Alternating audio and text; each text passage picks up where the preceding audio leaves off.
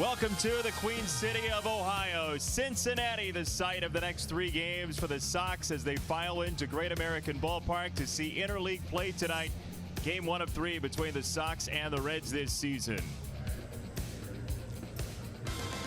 Thanks for joining us once again. Jason Benetti, Steve Stone along with you. If you've never been to Cincinnati, just ask Adam Engel where to go. He's from Loveland, Ohio to the northeast of here, and he's hit the ball very well recently.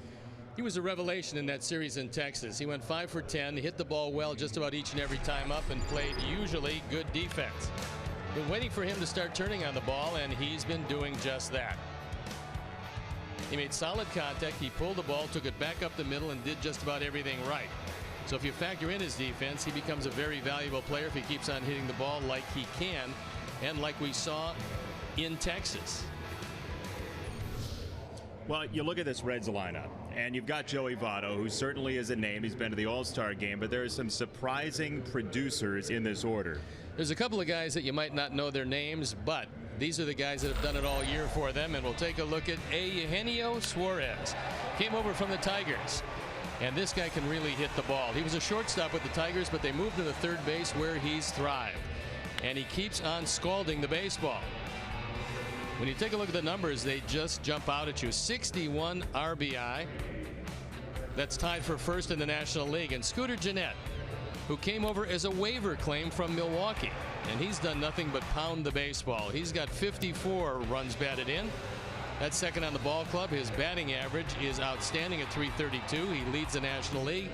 So these guys can swing the bat. The offense is not a problem. The pitching has been. But as far as scoring runs, they can do that. That's a guy that they're going to face that's a veteran for the Sox. He goes deep into games, James Shields. James Shields has been throwing the ball well if you don't look at the one-loss record, because the rest of his year has been very good. Last time out against Minnesota, he did throw it well, didn't give up anything in 7 innings. Luis Castillo has great stuff, but when he starts to get pressed, sometimes he folds the tent. His ERA up close to 6. You see the rest of the numbers, 85 strikeouts and 87 2/3. The stuff is good. He's a fastball changeup pitcher, and we'll see that tonight. Sox effort to level this road trip at 2 after a 1-2 turn in Arlington. But yesterday, a big number on the board, 10 runs. See if the offense came here from the Lone Star State after this.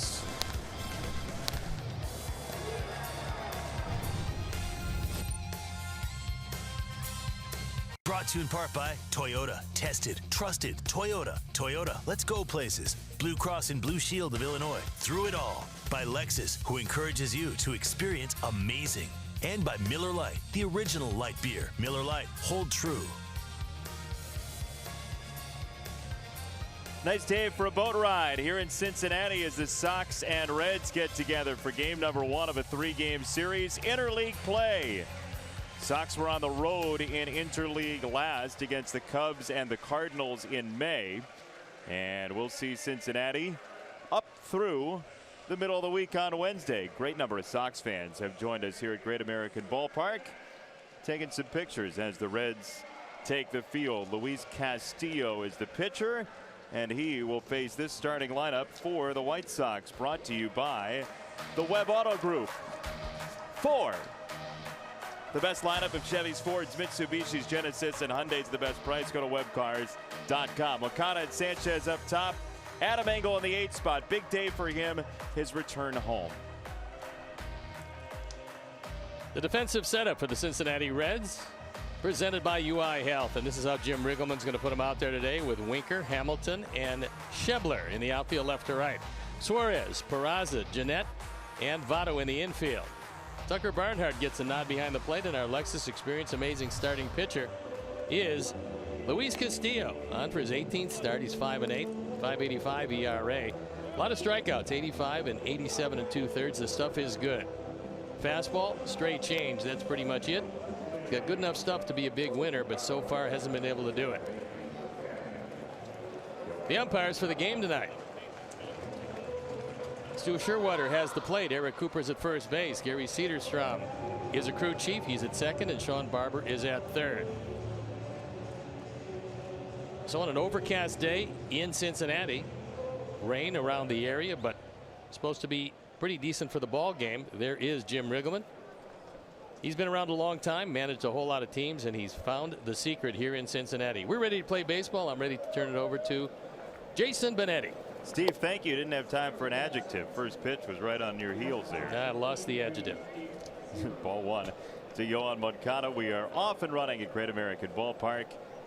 Sox and Reds only series this year as Castillo fires strike one to Moncada, who's 8 for his last 47 coming into today. This Cincinnati team, though, has won 9 of 10. They're now 12 games under 500, maybe playing some of their best baseball of the last couple of years. They're stinging the baseball, and you can see very patriotic Sox. The old time look. Joey Votto from north of the border, but representing his new country this week with the 4th of July coming up. Joey can hit it, and occasionally some problems fielding it. Strike 3 on Moncada. As some powder popped off the glove off that pitch from Castillo, who, as you said, mostly fastball change. The slider mixes in every once and again. He's got a good arm, and a lesser man might have been somewhat depressed. He's been traded 4 times, and that is a whopping total for a guy 25 years old. However, he chooses to believe that the teams that wanted him acquired him, and so he's in the middle of a starting rotation. He can also believe that it's mostly the Marlins that don't want him because they've traded him away twice. So, you know, he's found a home here in Cincinnati as of last January. Originally signed by the Giants. That was back in 2011. And yep, he's here with the Reds now, and he's found a home. Last year, it was short time, 15 starts, but he was really good. A 3.12 ERA, 32 walks, 98 strikeouts. Well, that stuff is good enough to strike out a whole lot of people. Left-hand side, long run, and that falls in for a base hit. Sanchez is into second base. Suarez couldn't get there. Yolmer with a one-out double. That one looks exactly like the double that he hit in Texas. Same spot, same part of the bat, which is the end of the bat, and Yolmer in scoring position. That was a changeup. He just barely waited back long enough and dropped it over the head of Suarez. No chance at all for Peraza to get that one. No chance for Winker to get that one. And we could see some adventures in left field, as Jesse Winker has had his problems out there. Generally, this has been a pretty good defensive team, but there are a couple spots where you might be able to test. One of them is generally not the catcher spot in Tucker Barnhart. No, he won the Gold Glove last year, and he's outstanding. I remember when he was the backup catcher here, I thought that would be a great guy to acquire because of his defensive skills. Well, this year he's hitting the baseball to go with a great glove. He's a tremendous call it, block it, catch it, and throw it guy.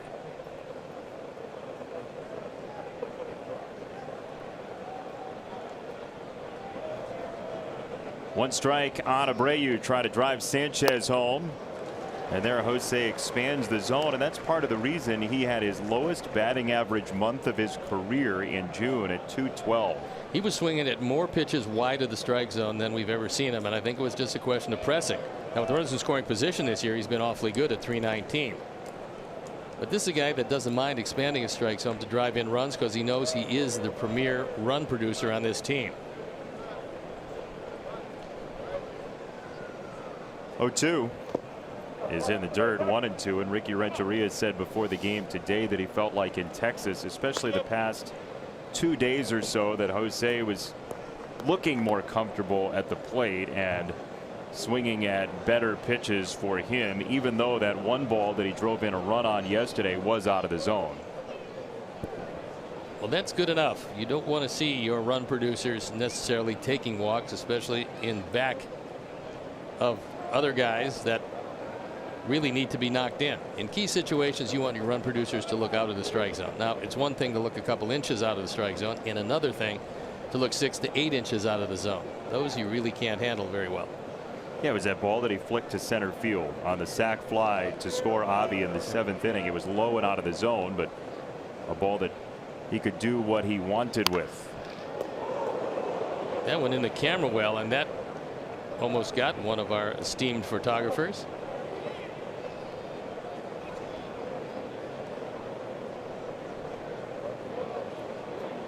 All precincts are reporting that everyone's fine, so that's good news.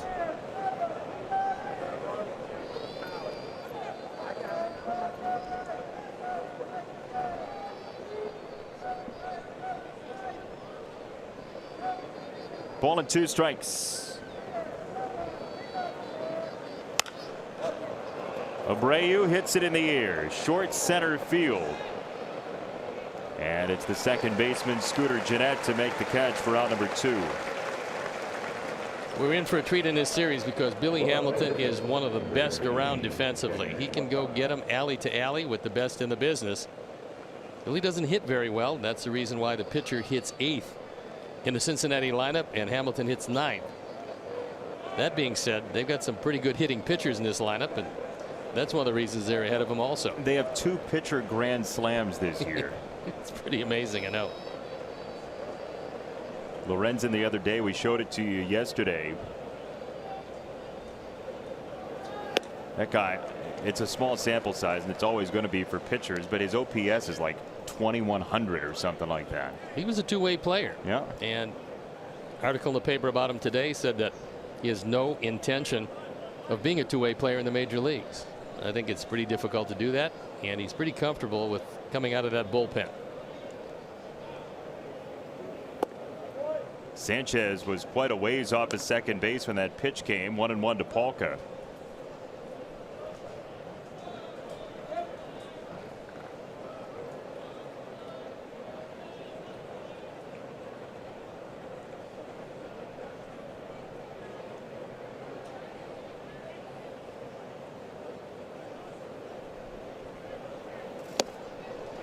Ball and 2 strikes.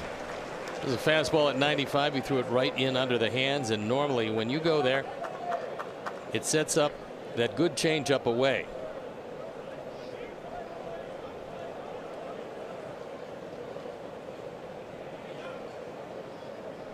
This is just a great park to hit.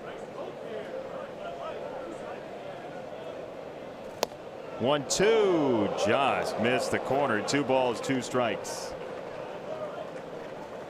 He moved the fastball again and a couple miles an hour more on it, but he missed with it. Even though that one was trying to shave off the inside corner, it had good movement. It was just too late to catch a corner of the plate.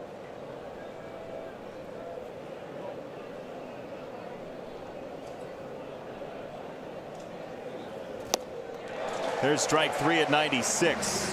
2 strikeouts in the inning for Castillo. Cincinnati's offense against James Shields after this.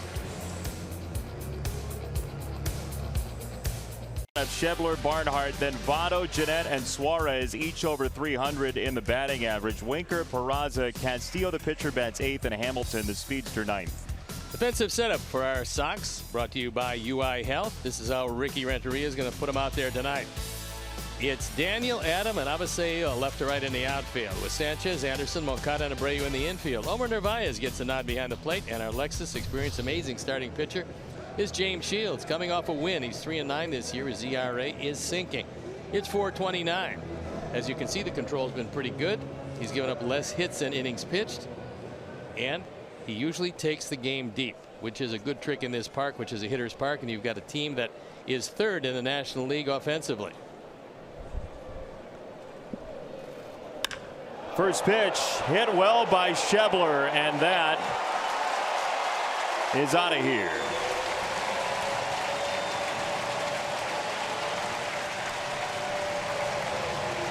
Scott Schebler has some big power, and he ran into that first ball fastball and drilled it. Good hitting park or none, this one goes out anyway, and that's 1 pitch and 1-0. A Ford home run replay. This is a no-doubter. That ball was thigh high and gone.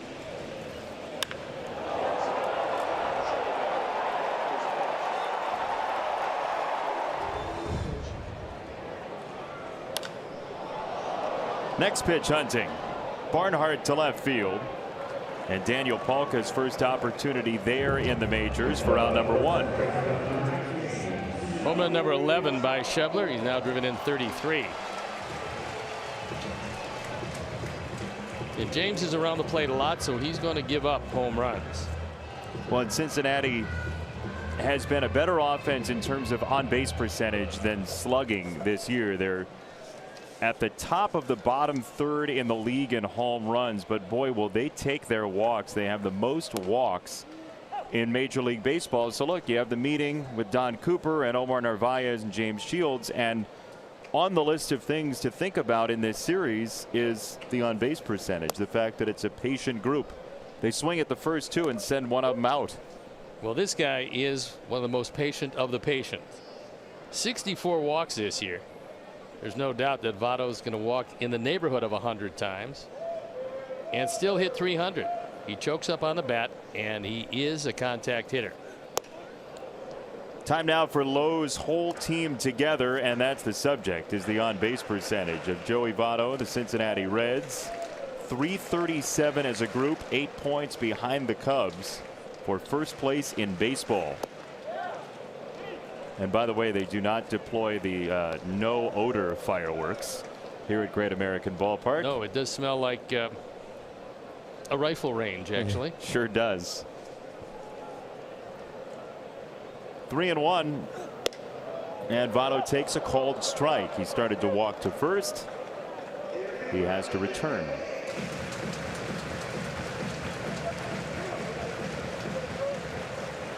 "34 years old, Joey Votto, who's played at least 150 games a bundle of times. He's played 162 twice in his Cincinnati career. He's walked more than strike out, and that for a hitter is a trademark of a guy that, number one, understands the strike zone, number two, short enough swing to put the bat on the ball. He's third in baseball in walks to Mike Trout and Bryce Harper. As he goes after strike three, nicely done by Shields to echo the pitch that he got on 3-1.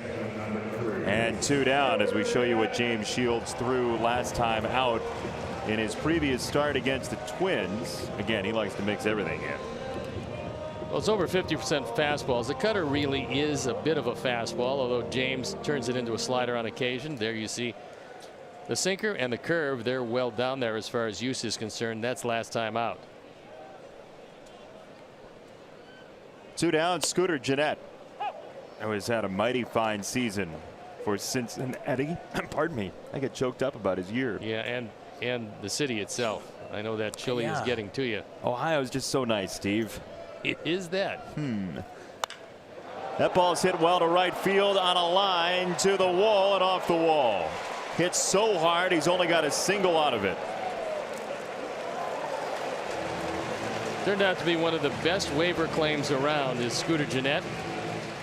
Milwaukee decided at a very young age they were going to put him on waivers, and in doing so the Reds made maybe their best waiver claim in a long time in Gennett. This looked like a cutter down, and Gennett fortunately hits a sinking line drive, and that one, before it could get out of the park, hit the wall. Nice play by Avi as he doesn't get trapped too close to the wall, plays the carom, and with a good strong arm makes sure Gennett stays at first base. Well, the offense has not been the problem for Cincinnati this year.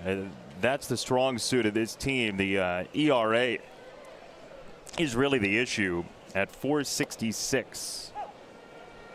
Well, Suarez is another one of those guys that they got in a trade. Alfredo Simon going the way of the Tigers, and Jim Leyland just recently said that he was one of the guys that was not in favor of the trade of Suarez. He was a shortstop at the time. Cincinnati has moved him to third base, where he's thrived. He's an excellent third baseman these days, and he can swing it. Slugging percentage is 4th in the National League. What you have to love about the guy is he's a tireless worker. He comes out, takes ground balls each and every day. You don't see that very much, especially with a guy that's a star, and Suarez is one of those. But he works hard, and he will hit the ball out of the ballpark, and he's one of those guys that will go out of the strike zone, understanding that he is one of the run producers on this team.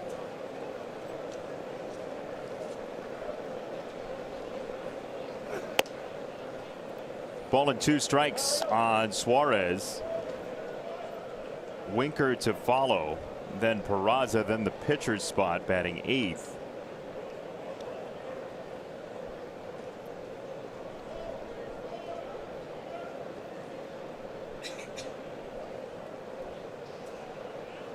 1-2.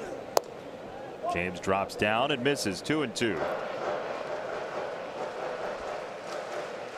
6 times James Shields has made it through 7 innings this year in his starts with the Sox.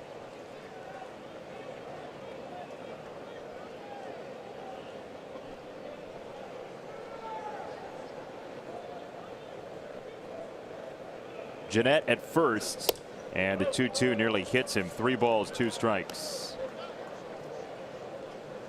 James Shields has been the inning gobbler this year for the Sox. It's 6 1/3 his average start this season. We consider the other guys are very young. James leading the way, leading by example. They called him Grandpa, and they look to him for leadership, and he's given them that this year. 3-2. Pitches inside for ball 4. Suarez takes the walk. 2 on with 2 out for Winker. Winker's another one of those guys that will expand his strike zone, but sometimes to his detriment. He swings at a lot of face-high fastballs. That goes against the strength of James Shields, but could very well be he'll go to the weakness of Winker as opposed to his strength. That on-base percentage is up at .383 from the .270 average because he's walked 41 times this year. Only fanning 40 times, so that's pretty good. More walks and strikeouts. You don't see it very much.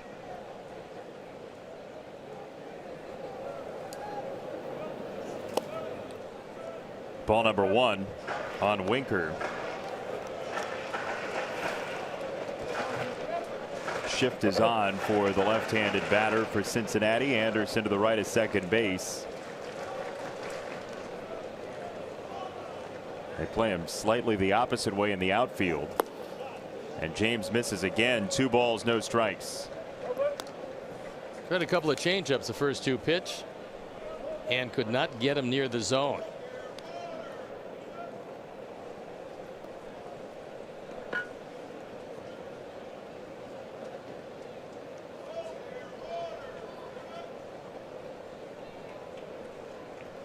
Gennett at second, Suarez at first. That's outside. 3 balls and no strikes with Peraza on deck. Very good chance that they would give Winker the 3-0 green light.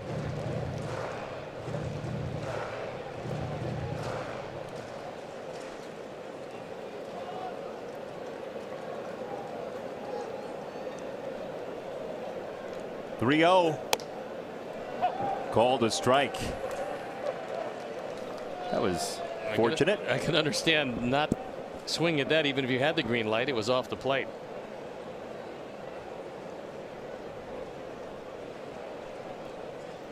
.3-1. That's inside, ball 4. Second walk of the inning. It came out swinging at the first 2 pitches and now back-to-back walks. For Jose Peraza, who was involved in that 3-team deal that ended up with Todd Frazier in Chicago before the 2016 season.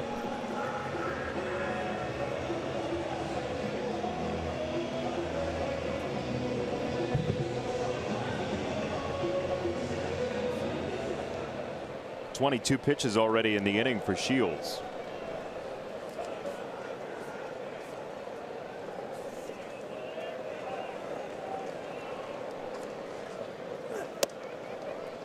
Called strike on the corner. This still could be just a 1-run inning after the leadoff homer. Fly out, strikeout, then single, walk has gotten us here with the pitcher coming next.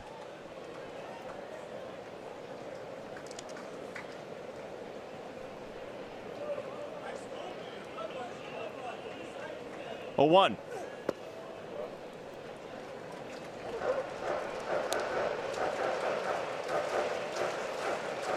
Well, Peraza is not a massive power bat, but he does have 14 doubles for the year, a couple of triples as well. As you saw, Gennett, Suarez, and Winker awaiting Peraza, who does have a grand slam. Everybody does on this Cincinnati team.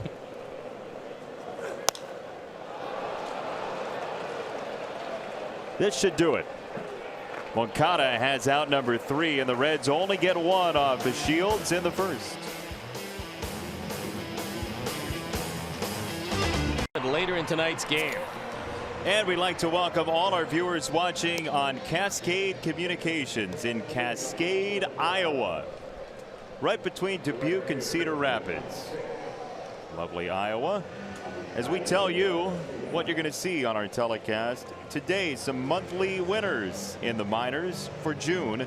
A defensive gem in Toronto, another brilliant play from Kevin Pillar, and a big day for a Southside hitman in White Sox history. Nearly 10 driven in for not you, Steve Stone. Steve pointed to himself. Was that me on that team? Might have been a big day for you. I don't know. You had pancakes in the morning, I have to assume. No, it was not the pancakes, but it was July 2nd. I can remember it now, just as if it was yesterday. It was 41 years ago. Well, almost yesterday. The lost decade is coming back to him, folks. Avi Garcia goes after strike 2.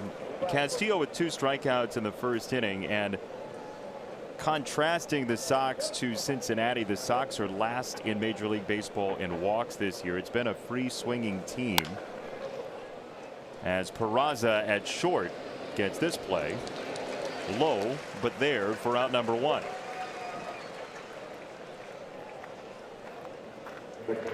It's going to be an interesting trade deadline for Cincinnati, because you have a team that is in rebuild mode but is playing some of its best baseball this year, certainly, and maybe in the last 2 years. Well, there's a couple of situations that will come into play. Number one, with Joey Votto, a 10-5 year man, he gets to decide if he wants to go, and he's shown no inclination to leave Cincinnati. So the fact is, his contract stretches way down the road, and that would be an inviting man to trade. But because he has the okay, I don't think he's going to okay it, so you can take him off the board. They certainly don't want to trade Suarez.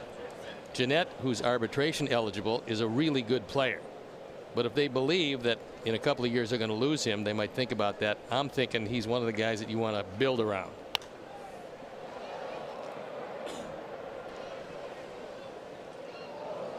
Two strikes. Scooter Gennett has been one of those guys that, as you said, you could form a team around. But Votto over at first base, we mentioned that he was somebody who grew up in Canada, but a couple of months ago he was asked about that, and he said, quote, "I don't care almost at all about Canadian baseball." So there you go. I think he just likes Cincinnati baseball and he wants to stay here. Maybe it is the chili. He's been here a long time and feels very comfortable. So there he is. At first base for out number 2. He didn't exactly mean that he doesn't care about Canada. He was very clear about that. He loves the country that he grew up in, but it's not like he needs to be in Toronto to make himself whole as a player. No, I think number 1, going to the artificial surface probably is not ideal at his age, and number 2, again, he's going to stay here. And with Cincinnati, their prospects are low down in the minor leagues. They don't have a whole lot of guys that are close. Well, there's something too, if you're a veteran and you're comfortable somewhere and you have the ability to stay there because of those 10-5 rights, why wouldn't you? Absolutely, I agree with you. Oh wow, that's 3 straight days. I know, it's frightening. 1-1 for Tim, who has really been pounding the baseball. He's 14 for his last 35 at the plate.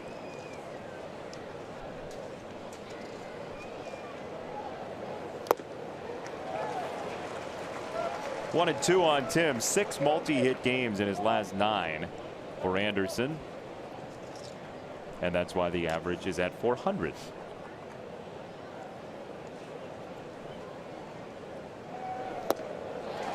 Luis Castillo looks like last year's version. 5 in a row since the double from Sanchez. For the next White Sox authentic fan of the game, someone who's with the team through thick and thin and never misses a game. Do you have what it takes? If you do, enter at NBCSportsChicago.com/White Sox AF. this is the time to show that you are a true fan. This is it. Through thick and thin. Hashtag authentic fan. On Authentic Fan Nights, we'll show your tweets, and you may be the next authentic fan. Hasn't been a whole lot of thick recently, but if you're still watching and still coming to the ballpark, then certainly take advantage of that. 0-2. It's outside, a ball and 2 strikes. Well, if you join in during the good times, though, everybody's going to know you did. If in the tough times you're there and you're in the seats and you have pictures of yourself there and you have pictures of your friends there, one down on the strikeout, everybody knows you were there even when it was tough, and that's the definition of fandom. That's it. Yeah. Not that it's easy. No, not easy at all. And for Billy Hamilton, you always have to watch the bunt, although they brought Joe Morgan down to spring training specifically to work with him on bunting. Joe is an advisor to the vice president and the general manager, and it didn't work very well. Popped up. Sanchez is there for out number 2. Join us July 11th for Game Changers, Latinos in Sports Business, presented by Modelo and St. Xavier University. This event features photo ops with Sox great Jose Contreras, insights from sports industry professionals, and networking opportunities. Tickets include the pregame panel, upper terrace suite tickets, food, and Sox swag.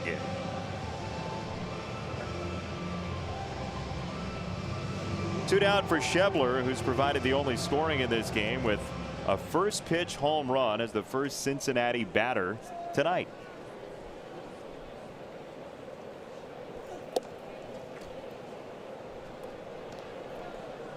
He came over from the Dodgers. The 26th round pick. Turned out pretty well his career, at least so far with Cincinnati. Only had 36 at bats with the Dodgers before coming here to the Reds, parts of 2 seasons with them, and this year established himself as a guy that can play just about every day. First pitch of the game, he did this. Just a rocket. Deep out of the ballpark and a no doubter. Then James, after a rocky first, limited to just that run. So even though he used a lot of pitches, he still got himself out of tough situations. 2 walks, 2 hits in the inning, and the 1 run only. So that's the good news from the first. Though James has struggled with command tonight more than we've seen him in recent days. Yeah, lately he's been throwing a lot of strikes. Tonight he's having some problems fighting his release point. But you would think that it would come to him. Line to first, and Jose Abreu with a snow cone on a hot day. Still 1-0.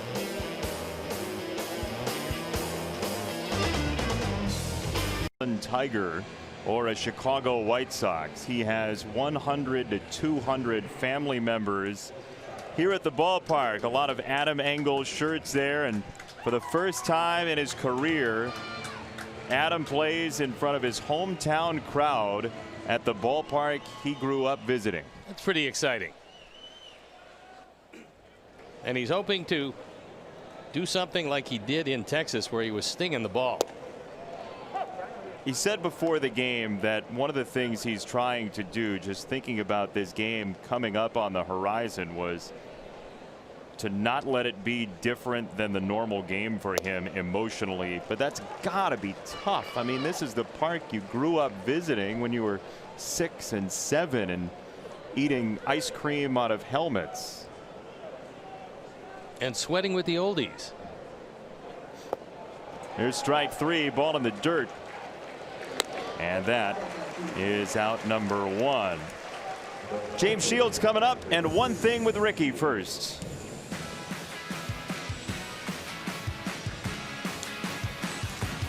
How do you get pitchers ready to hit for a series like this? Well, they've been hitting in the cages at home and on the field. Actually, James was out there hitting with us the other day. They do everything they can to prepare. I mean, again, trying to get some reps in the cages, and just before we got here, some of those guys were out on the field taking some swings as well. Thanks. You're welcome. Yeah, usually a couple days in advance, pitchers start hitting in the cage. A little easier for James because he was in the National League and he has swung the bat. Also, he's a very good athlete. So as far as swinging the bat's concerned, he's going to have no problem. The problem is in making contact against a guy throwing 95 to 97 miles an hour. And as a career hitter, look, 164 is not bad. It's 23 for 140.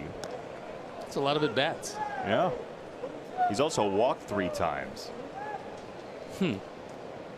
Well, selective. Into left field, James Shields with a base hit.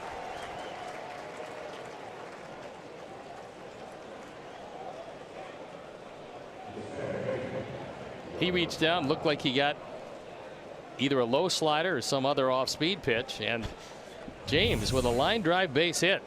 Nicky was making fun of whatever that signal he did when he got to first. Well, that was the slider, and it didn't do much sliding, but it wound up in left field. Adam Engel has the 2-hand, 2-finger gesture.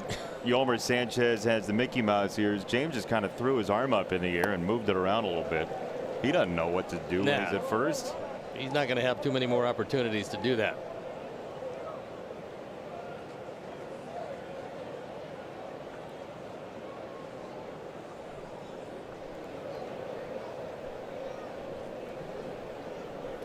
James now has at least 1 hit every year he's swung the bat since 2012.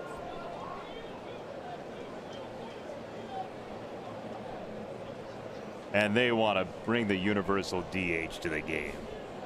Look at that guy, a magician, wanding the ball to left.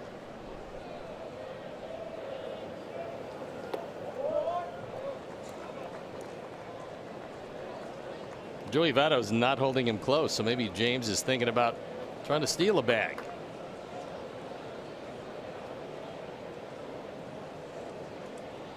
Well, he's steal ready right there. Definitely in position. Yeah, it looks to me like he's on point, certainly. All right. Guess I got to look the part. Ball's hit well left center field. Hamilton driven back, and Billy Hamilton can really track him down. You got to try somebody else in that outfield, because in the alleys here, Hamilton's going to get to it and he's going to make the play. That's why he's so valuable to this team. It's not swinging the bat at all. It's not even stealing bases, but it's chasing down mistakes in the alleys.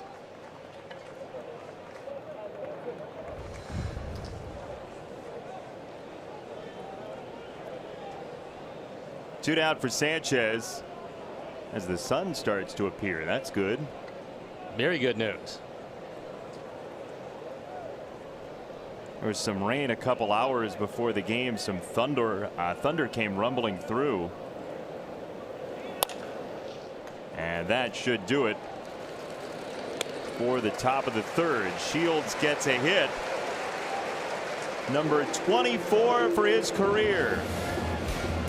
James to left and to first with a mini celebration of some kind.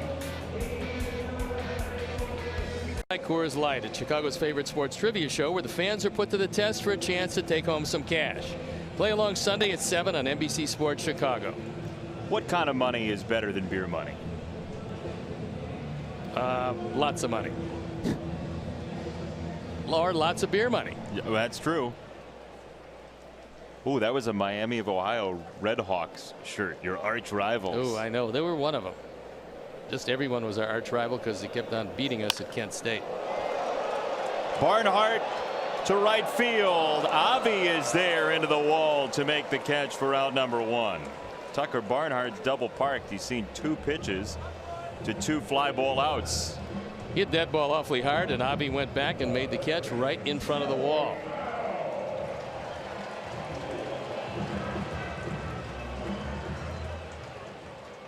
Avi doesn't look like he's exactly 100% after that connection with the wall, but you see the tape on his ear. Yes. Is that a tragic ear injury? No, it's a new piercing. As Polka and left parks for round number 2, it's a new piercing for Avi, and rather than have to take the earring out, your left ear, Avi, spin around please. Rather than have to take the piercing out, he just tapes it up in order to play in the game. There you go. I'll bear that in mind next time.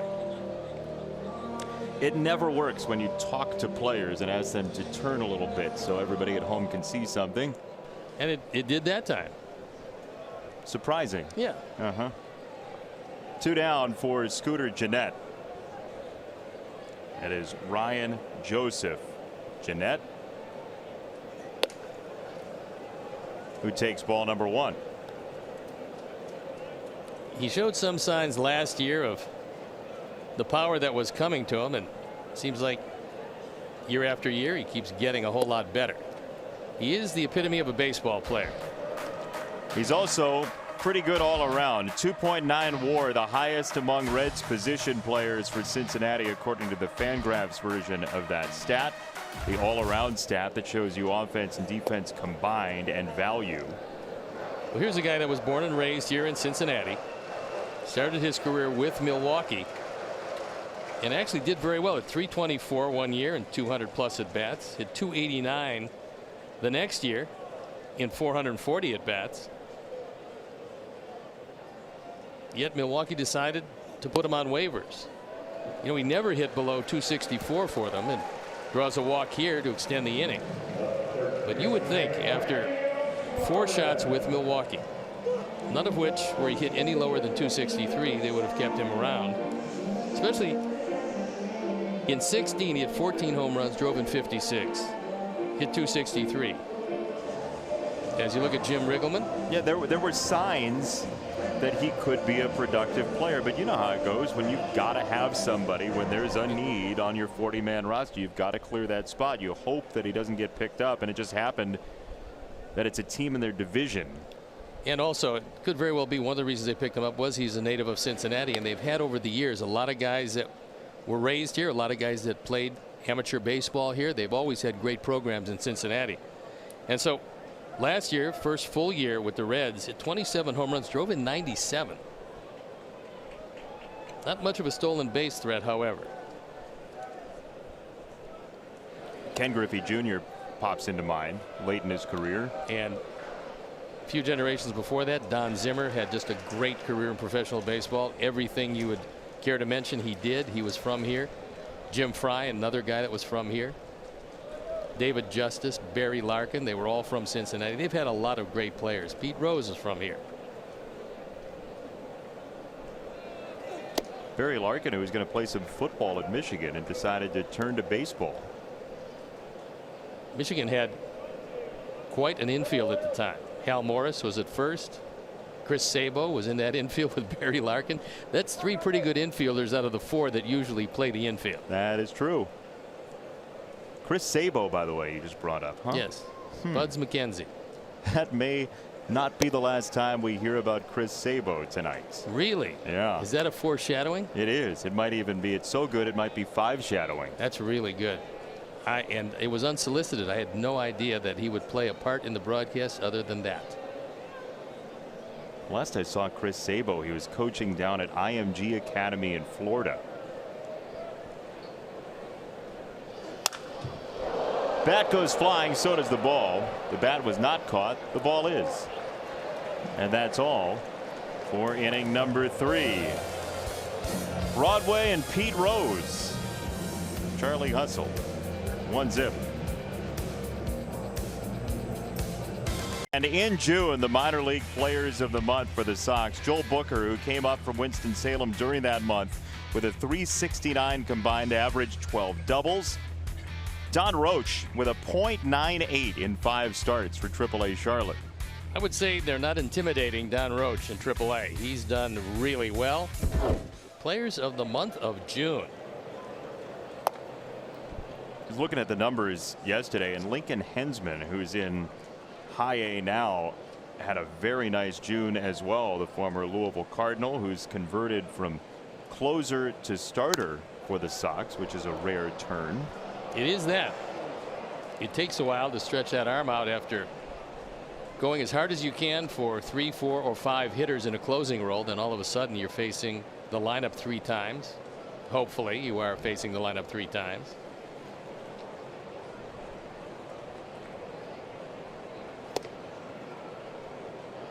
Two and one on Jose, who popped out to second in the first. Sox with 2 hits the first time through the order. Let's hope the second time through they fare a little better against Castillo, who's thrown a few more sliders this time out. He does have a very lively fastball, however. Kind of slinging it from the side so he gets some late movement. But the book on Castillo is he will be sailing along.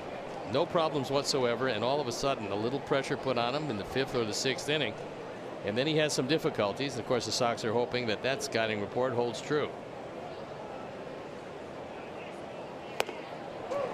Up high for the strikeout. 5th punch out for Castillo through 3 1/3. Well, Brian Price was here, and he was the pitching guy, the manager, replaced by Jim Riggleman on an interim basis here in Cincinnati. And in recent weeks, the Reds are playing very strong baseball. Had the sweep of the Cubs here, and another team the Sox are seeing at the wrong time. Well, it's going to be really hard to take down Jim Riggleman if this team, and they're not going to be this hot, because if they stay this hot, then they'll win the division. We know they're not going to do that. But under Riggs, they've turned everything around. They're playing very solid baseball. They're only 12.5 back, and I know there are teams to jump over, but if you keep winning at this clip in any way, shape, or form, you're going to announce yourself as a possible contender next year. A number of national writers have penned stories saying that Jim Riggleman should be the manager in the future here for Cincinnati. He's done it well in the past, the interim thing, the bench coach to manager thing. Yeah, he's also done a whole lot of managing with San Diego for 3 years, then with the Cubs for a long stretch for 5 years, then Seattle, then Washington for 3 years. So here again, getting an opportunity, and a lot of guys don't get that opportunity twice. Most guys don't even get it once, but having gotten it once, most guys don't get it twice. And Riggs has gotten it now 5 times. Hit hard to right field, and it stays up, but Schebler can't make the play, so Polka is on with 1 out in the 4th. He really crushed that one, and Schebler had the play made, and then I don't know if he lost it, but he turned, and as he turned, the ball went out of the glove. I mean, this is hit right at him. Takes a couple of steps in and then turns around and just misses it. So it could very well be that he lost it. That's the only thing that makes sense. And on a low line drive, you can lose it in the lights. Not played particularly well. Off the bat at 107.5 for Polka. And here, see if the Sox can unravel Castillo with 1 on and 1 out.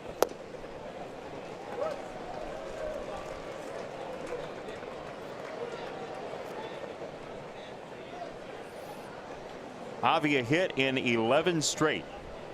That dates back to pre-injury.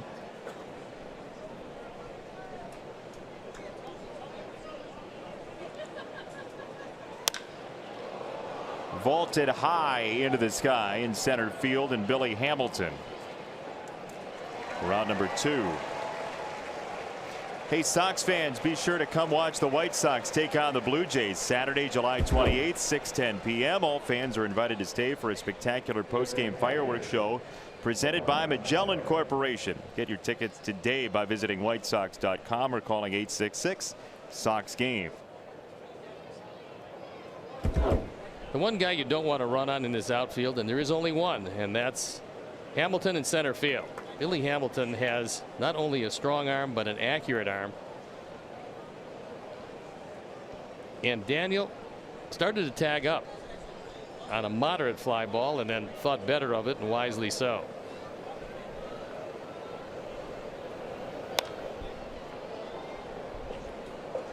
Let's take a look at this throw and you'll see why you do not want to run on Billy Hamilton.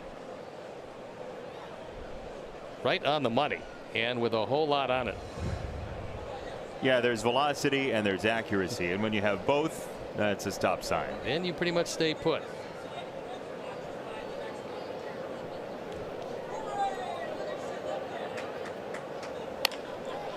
Wide of first and foul, 0-2.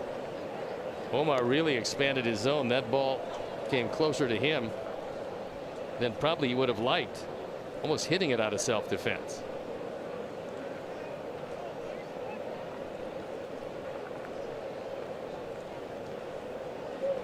Our lottery pitchcast agrees.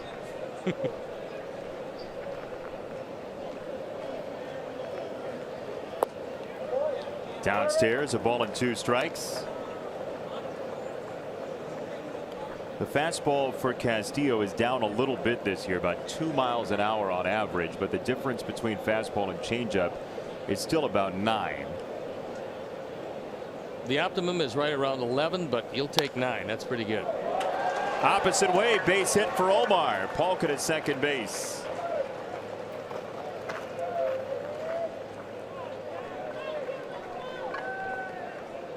Suarez was well off the line and couldn't get to this one. This is a fastball tailing away, and Omar went right that way with it. So he continues hitting the ball well, taking that batting average up into the 250s.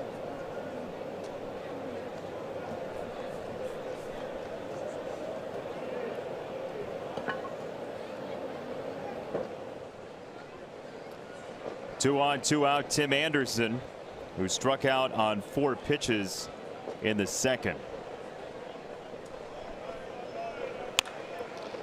Line foul wide of third, and that's going to take a while for somebody to clean up.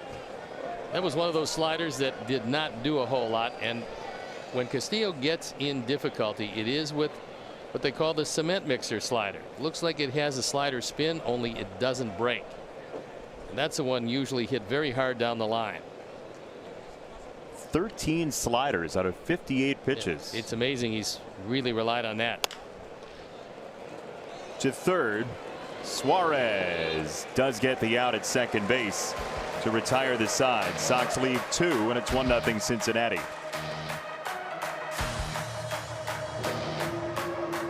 Presented by Guaranteed Rate, your trusted teammate throughout the mortgage process. Experience the difference today at rate.com. He's Steve Stone. I'm Jason Benetti. This is Great American Ballpark, and those are Sox fans making the trip.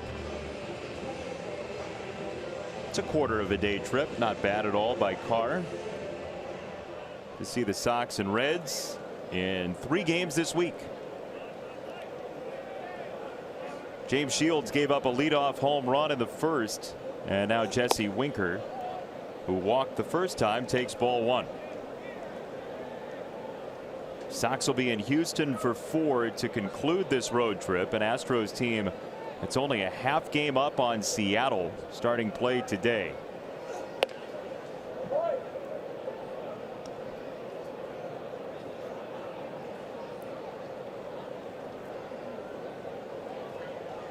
Former 49th overall pick Jesse Winker.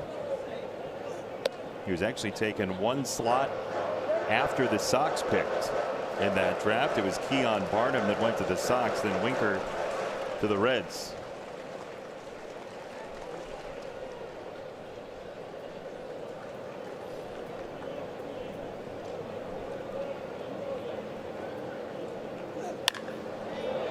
Line drive right field, and Avi with a stagger step gets there for out number 1. Here's your Sox math question for tonight. Hashtag Sox math. First correct answer wins a prize from the road. Games in this series multiplied by Avi hits yesterday, plus the number of bases those hits accounted for, minus the jersey number Chris Sabo wore with the Sox. Who could have seen that coming? Only everybody who's watched the entire show. Chris Sabo. Some great rec specs. You called him Spuds McKenzie? Looked a little like that at times in his career.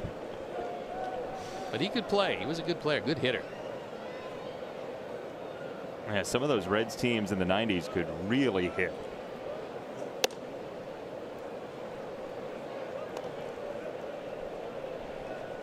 '90 championship team. That was Lou Piniella going wire to wire.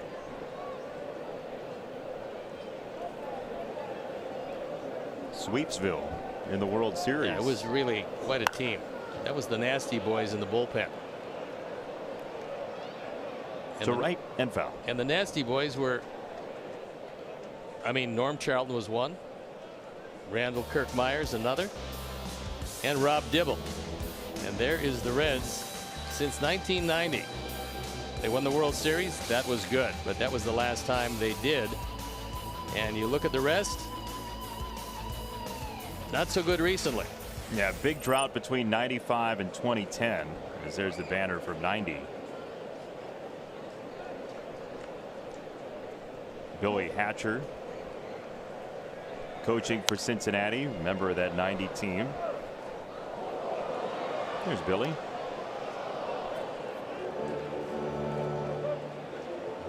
Storied baseball history here. The first team to ever charter a plane to get to a game. And the first team to have lights at Old Crosley Field.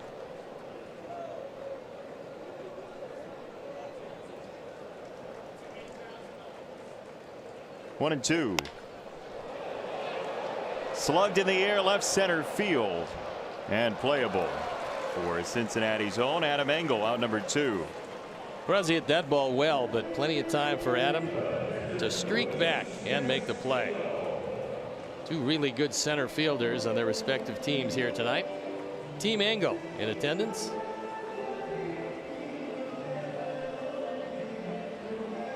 Couple hundred. Got to scrounge up some tickets for that. Can't be easy. Used to have to go and ask everybody for their comps. Hey, can I use yours? Can I use yours? And now the comps have gone the way of the dodo bird. That's true. Yep. How'd that work out for the dodo? Not well. Haven't seen one recently. You just haven't been looking hard enough. Pitcher's spot up in the 8th position, Castillo. And a nice play by a fan down there.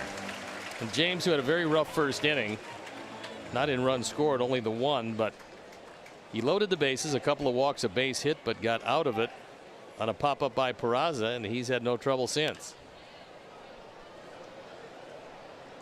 Foul ground first base side, and don't be fooled though by these light foul balls from Castillo. They can swing the toothpick from the pitcher's spot. Anthony DeSclafani and Michael Lorenzen both with grand slams this year. DeSclafani and Lorenzen a week apart. They have 9 grand slams as a team. That's a franchise record tying number already, and it's July the 2nd. It's pretty amazing. Don't load the bases in this series. That's one of your keys. Don't load the bases and don't throw to a pitcher if you do. Lorenzen, by the way, out of the pen exclusively, a 1.93 ERA. So that's good. But 667 batting average as a pitcher. That's real good. That'll do it for inning number 4. 1-zip.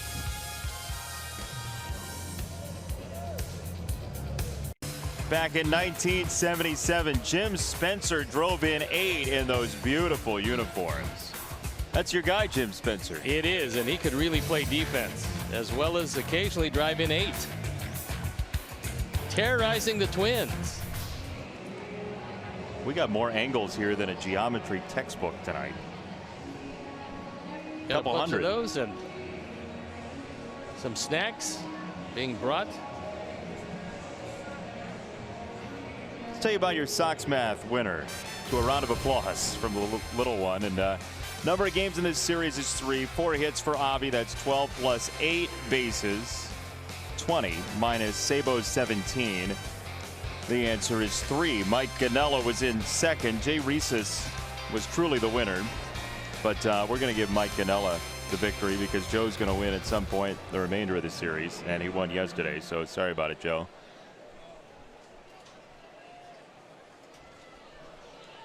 Sox fans taking it in from the bleacher seats here at Great American Ballpark. And a good pitcher's duel going on.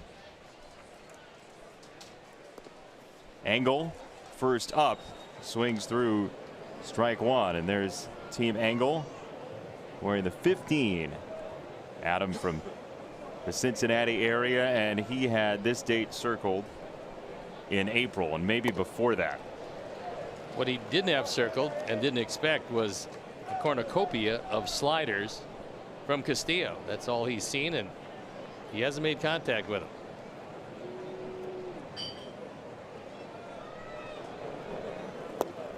Again, Castillo for the year has thrown the slider less than 15% of the time, and he's featured it significantly more than the changeup tonight. Been a good pitch for him. Peraza at shortstop does get Engel under the wire for out number 1. Adam hustling down the line, and Peraza having to hurry but getting it there a step ahead of time.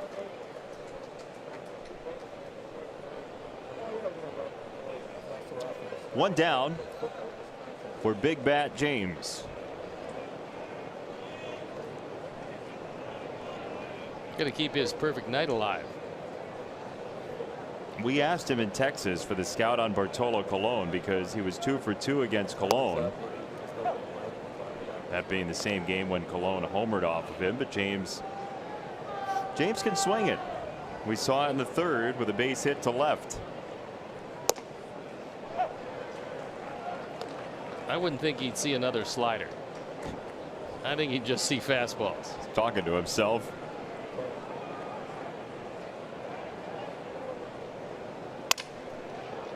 To third. Suarez has some time. He shattered James's bat. Probably thinking I didn't really need a fastball in on my hands. But he got it there.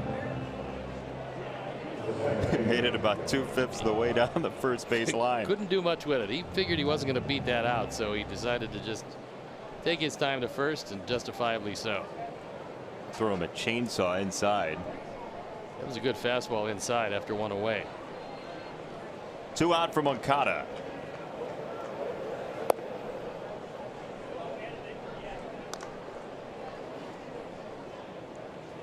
One hit the ball hard last time up, chasing Hamilton back, but not quite enough to clear 404.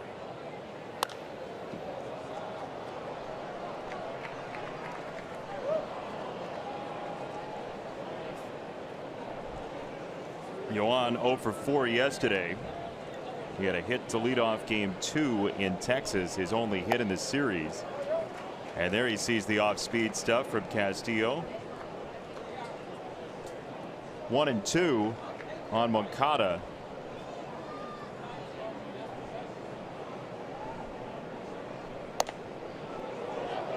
Outside, soft catch by Barnhart, didn't get the call. He's just a really good receiver behind the plate. I mean, it's very impressive how he handles these pitchers. He's one of the catchers, and in this day and age, a catcher that puts his defense first is rare. That ball's hammered to right field and down next to the line. Schebler bidding for second and way off the mark. Moncada has a 2-out double.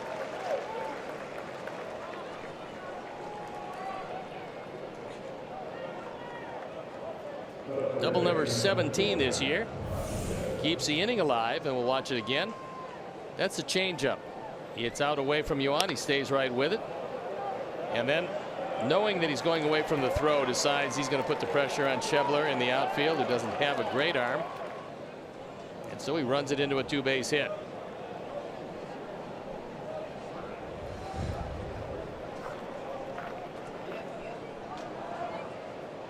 30th extra base hit from Moncada this year. 17 doubles, 3 triples, 10 home runs.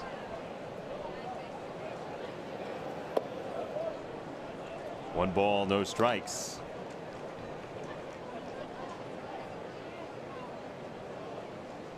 There was initially a threat of rain during the game tonight, but that seems to have subsided as the sun has shown up. I think we're going to be okay.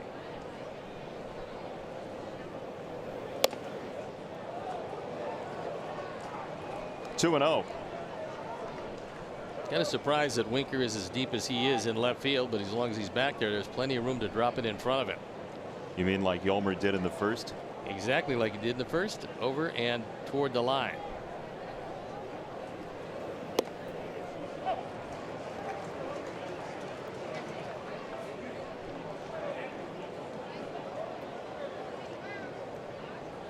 Two balls and a strike on Sanchez, who's been much better from the left-hand side this year than the right-hand side. He and Moncada both favor the left-hand side. In the air, left field. Maybe Winker was onto something. That's all she wrote, and we are halfway home in the opener in Cincinnati, and the Reds lead by 1. Off of when it happens. No, it's very difficult, and there's been an inordinate amount of serious injuries this year to young players.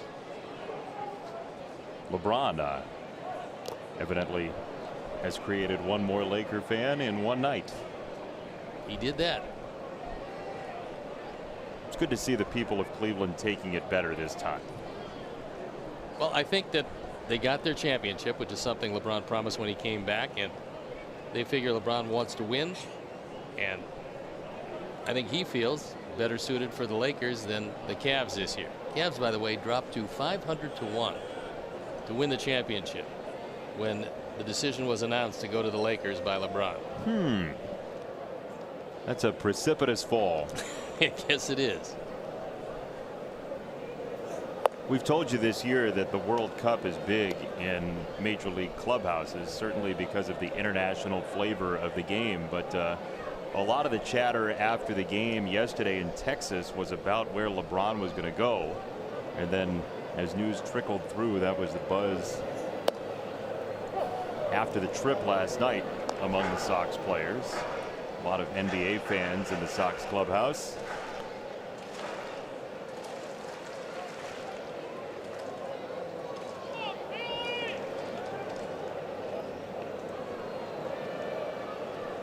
One and two. Swing and a miss for strike 3. He can run. He chooses too late, and Hamilton is out. Xfinity X1 customers say, show me the Chicago White Sox. Into your X1 voice remote and get live team stats on your TV. Change the way you experience TV with Xfinity X1.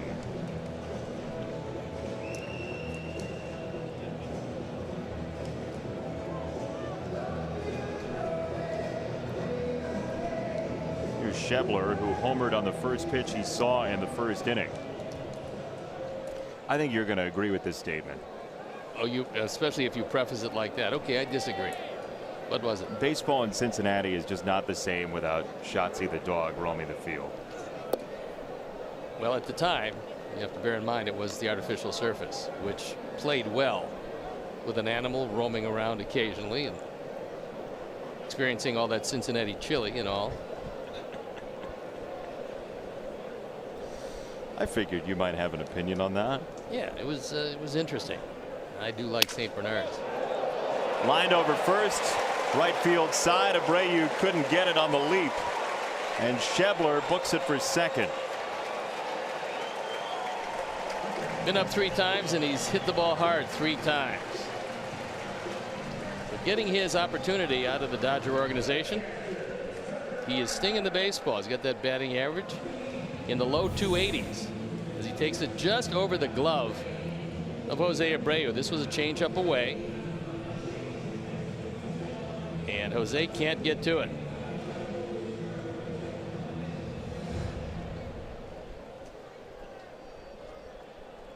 One on, one out for Barnhart. He's seen 2 pitches and 2 at bats. Maybe he'll be a little more selective. Let's see.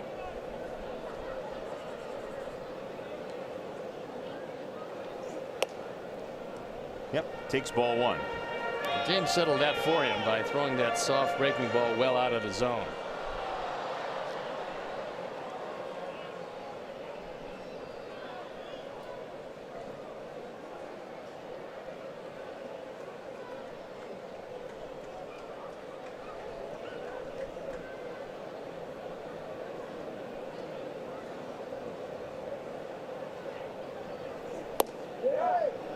That's a strike, low portion of the zone, 1-1. Tucker Barnhart, the second guy that we've seen in the past couple of weeks from Brownsburg High School in Indiana. Talked about Lance Lynn, a Brownsburg alum, when we saw the Twins. Lance did not fare terribly well in his most recent start. No, he didn't. Launched to left field in Daniel Polka's position. He's there for out number 2. Schebler does not run, and Joey Votto the batter. Well, you got Votto and Gennett back to back with Suarez following, so it's not as though Votto's unprotected. So you kind of have to pitch to him.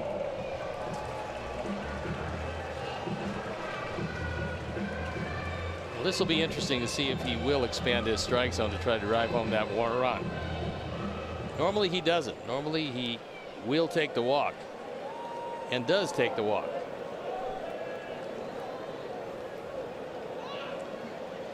Very distinct routine with the bat. Yes, he does, and chokes up a good 2.5 inches on it.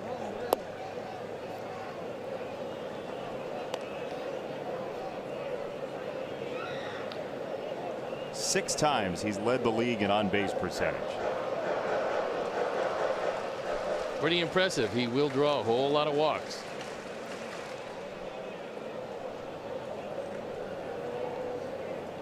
He's hit Shields well in his career, 4 for 8.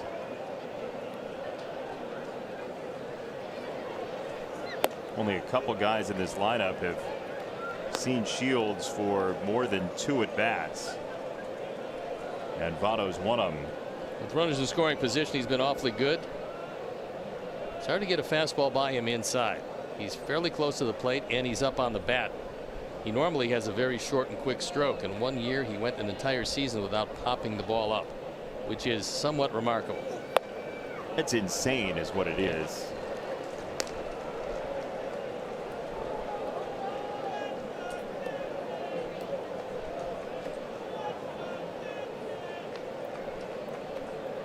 No real reason to feed him a cookie here on 3-0. I'd throw him an off-speed pitch. See if you can get him out in front of one, and maybe he'll feel enticed to swing. He does swing and foul it away, 3-1.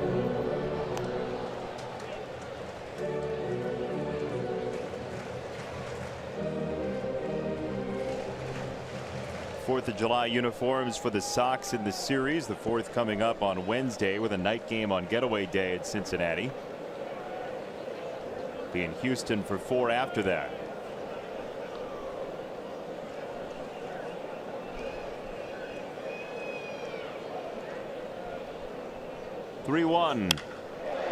That ball is crushed to right field. Avi is there to turn around and make the play.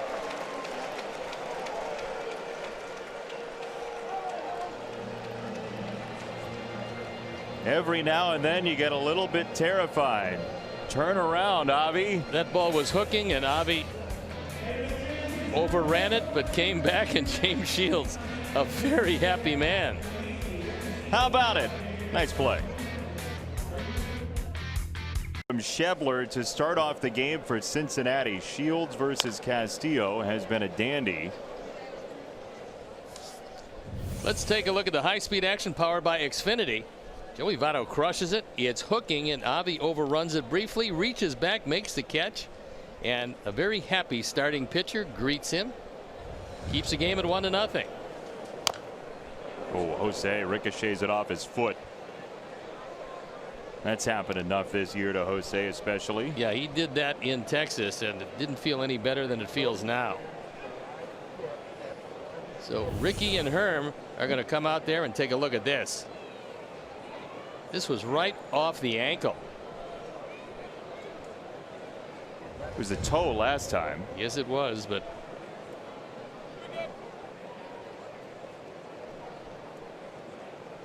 even the long pants don't cushion it too much. Well, this is very likely the first base starter for the American League in the All-Star game. The new voting is out again today, and Jose Abreu well clear of Yuli Gurriel, but keep voting because Abreu needs to hold off Yuli for that spot. Voting does end on Thursday, and you can vote online 5 times each day via the online All-Star ballot on MLB.com. Ricky and Hermie go back to the dugout, and Jose still feeling the effects.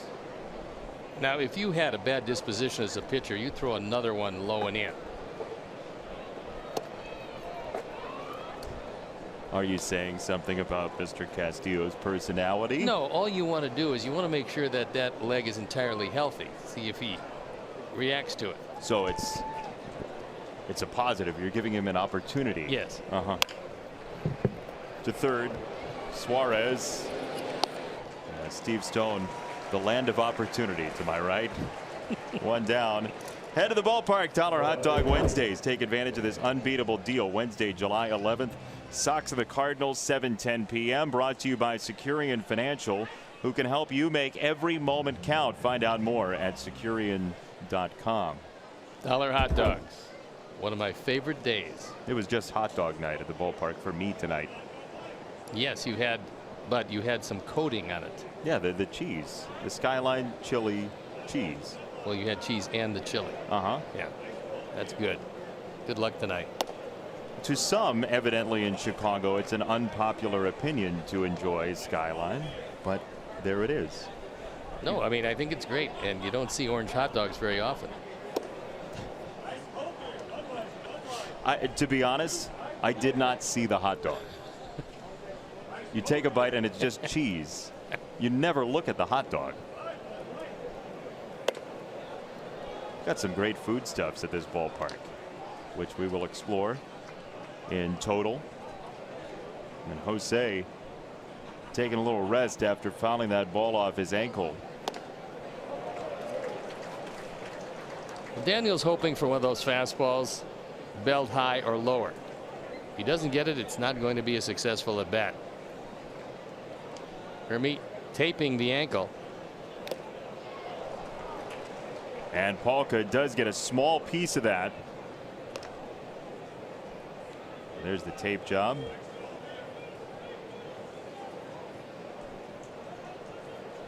Hermie, the best tape man in the business. Yeah, cut me, Hermie. That's it. 2-2. Up high. 3-2. Herm Schneider has been a busy guy this year. Too busy for his liking. I've talked to him about it. He hasn't seen the likes of this in quite some time. Luis Castillo has fanned 6 tonight. Given up 4 hits. And the most impressive about his performance is that he hasn't walked anybody. So he's navigated around a couple of doubles and a couple of singles, and you throw in 1 error in right field, and that's been it.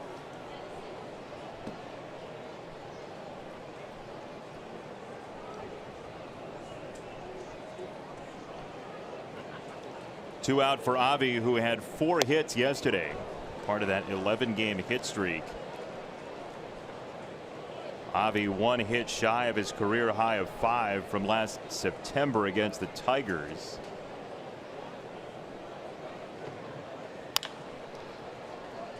Oh, and 2 4-hit games.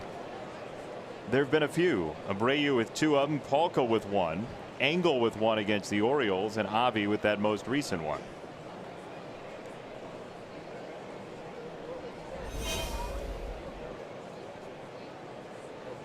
0-2.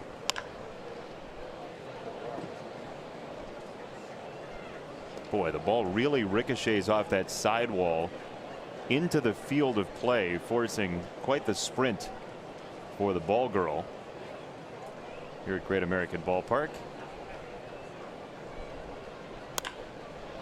Into left, Avi goes down to scoop it out of the dirt for a 2-out single, and the hit streak advances to 12. That was back-to-back off-speed pitches, and normally you don't like to see that unless it's a really good one. That's the change-up breaking ball. It had, we talked about that slider spin that doesn't do much. This one was down, stayed down, and Avi, because it didn't break, was able to get the head of the bat on it. So he keeps the inning alive.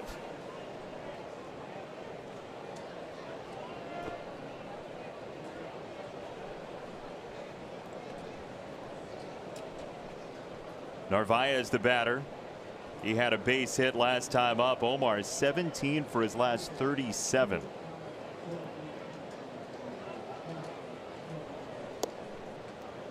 Strike one.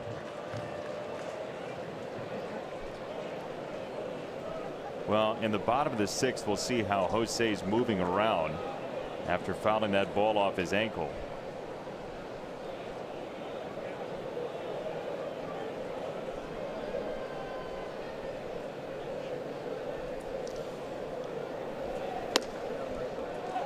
Omar couldn't pull the trigger. Nice pitch. 0-2. I like this defense on the part of the Reds in that Votto is not holding Avi close at first. He is playing behind him, giving him a better angle if Omar pulls the ball his way. So many teams just automatically hold the man close at first, opening up that right side to the ground ball that way.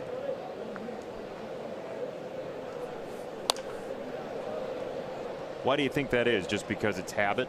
I think so. Yeah, I do. And there's certain guys that are not going to run.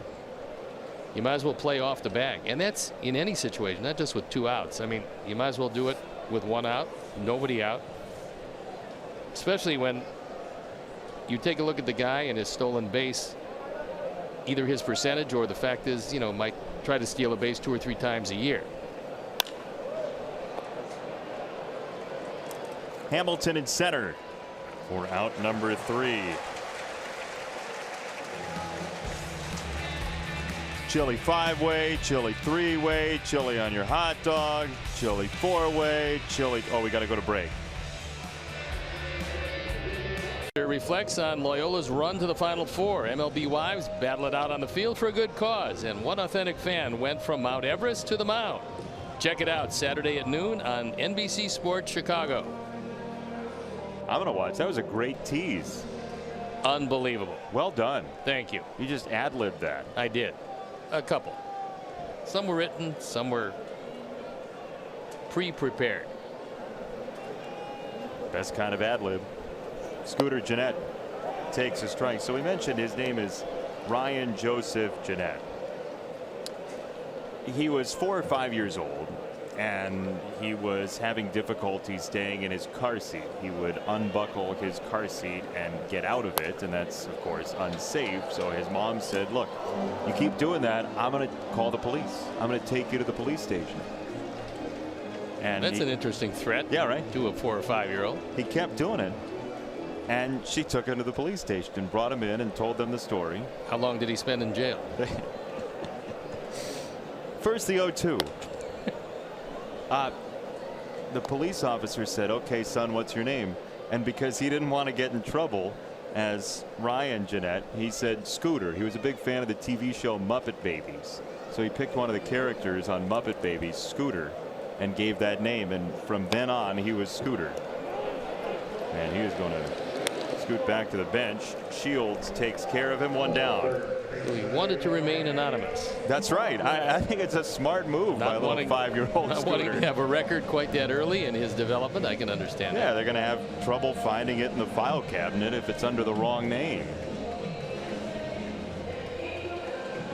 1 down for Suarez.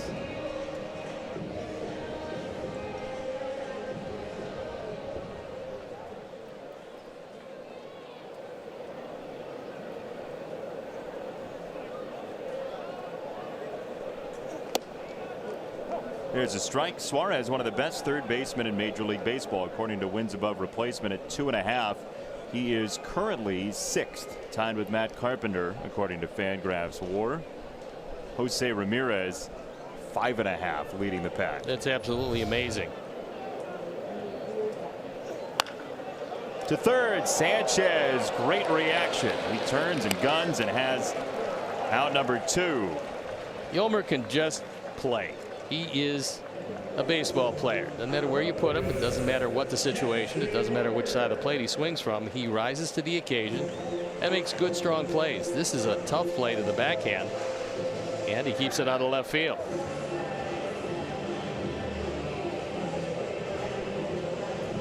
Two down for Winker.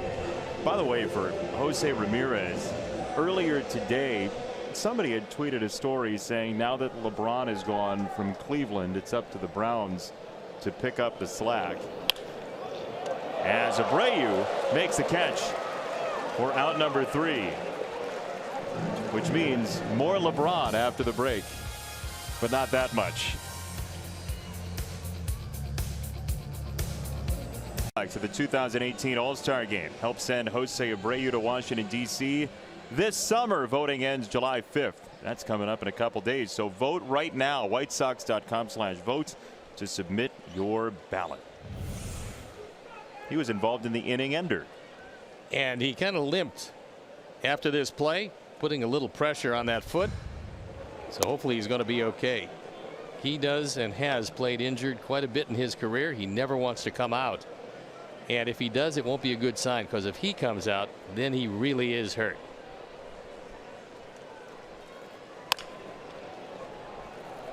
To shortstop and Peraza.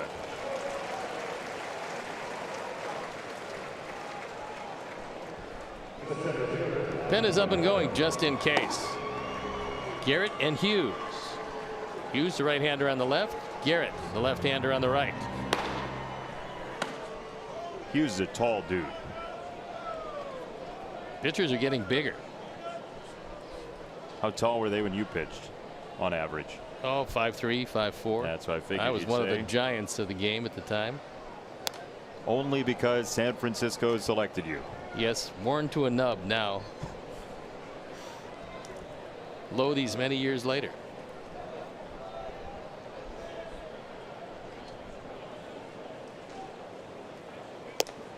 Engel takes ball 1. Adam looking for his first hit in what was his home ballpark through his teenage years before heading off to Louisville to play collegiate baseball for Dan McDonald down there. He would love to see something other than a slider, because he hasn't had much luck with those. I think that Jim Riggleman is going to stay with Castillo until the first sign of trouble. I think he's gotten exactly what he needed from him. He's got the game into the 7th, and he's got a pretty good back end of the bullpen. Adam to left field, and the Engel cheering section roars. That one was a hanging slider, and that's what Castillo has a tendency to do a little later in the game. So that represents a tying run.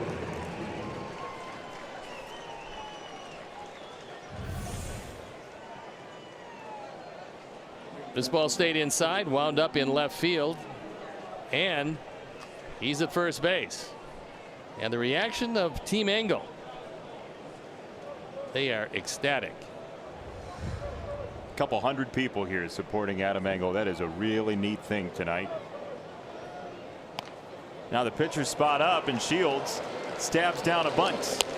That gets Engel over. Shields remains in the game with only 78 pitches, and it's up to Moncada to drive in the run.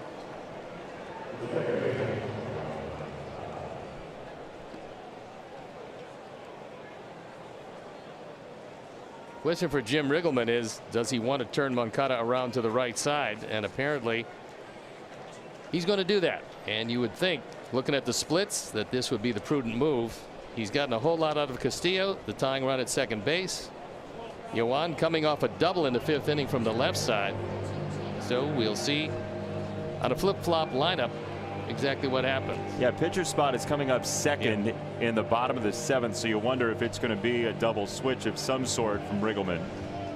I'm pretty sure that's the case. Otherwise, you just wouldn't go out and meet with the umpire. And so that's it for Castillo. And as he walks out, we'll step out. We'll be back. He won't. Time now for a Lakeside Bank call to the pen. Lakeside Bank, it's about time. And Gennett, a lanky left-hander, on for the 39th time. 0-1 record, but a fine 2.76 ERA. 49 strikeouts and 42 1/3. He won't have the lefty-lefty advantage as Yoan Moncada will turn around to hit from the right side. Fastball slider is what you get from Gennett. Fastball at 95, slider at 83 from the former basketball player at St. John's.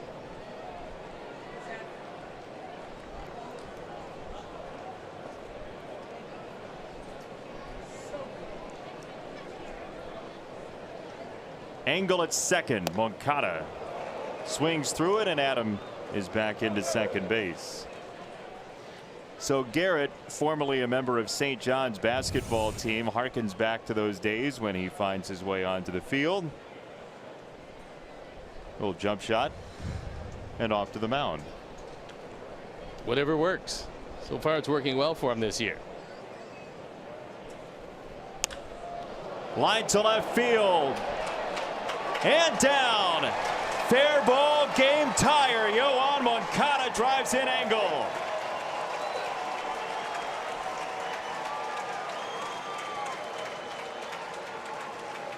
Second double in as many at bats. This one from the right side, where Yoan has struggled this year, but not so this time. RBI number 35. And it's a brand new game, tied at 1.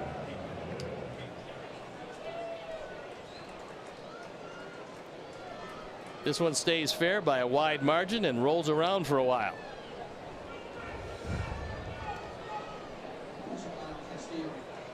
So that run charged to Castillo, who goes 6 2/3, gives up 6 hits, struck out 6. But he will not be the winning pitcher tonight.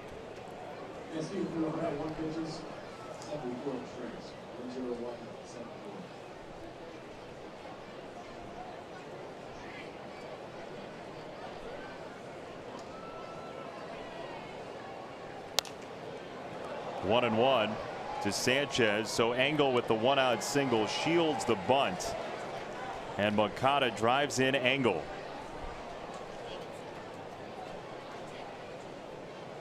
Matt Davidson has a bat, and he's going to hit for Abreu, it seems. So Jose, who walked down the tunnel after he came out after catching that line out, looks like he's going to leave this game.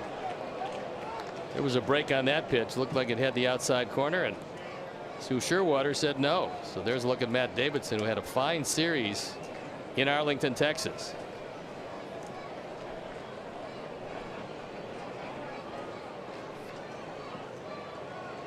Two 2-1. That drifts inside. 3 balls and a strike.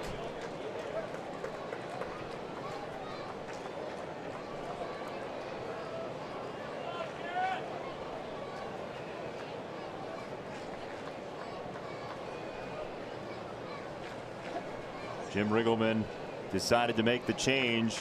The Sox have made it sting so far. Fair ball down the line. Should give the Sox the lead. Moncada races home, and Yomer does the trick. 2-1. 7th inning lead for the Sox. Yomer with his second hit of the night, driving home his 37th run. So the top 2 with 4 hits, both runs driven in. And Gennett has come in to a couple of base hits and surrendered the lead. This one right down the line. Suarez could knock it down, but that's all he could do. A lot of overspin on that one as it hit off the glove, and as it rattled around, Yoan Moncada with great speed. He scores easily. And here comes Jim Riggleman. Apparently that is going to be it for Gennett. So the jump shot didn't work very well. No, it clanged off the side of the rim, Steve. Evidently Todd Coffey's coming in. Yes, and he got here in a hurry. So as he streaks in, we will step out and be back after these messages. Is another big pitcher, Jared Hughes, on for the 38th time. He's 2-2, a sparkling ERA of 1.24. 2 days shy of his birthday. He was born on the 4th of July. How about that? Independence Day baby. But he has never been a Yankee.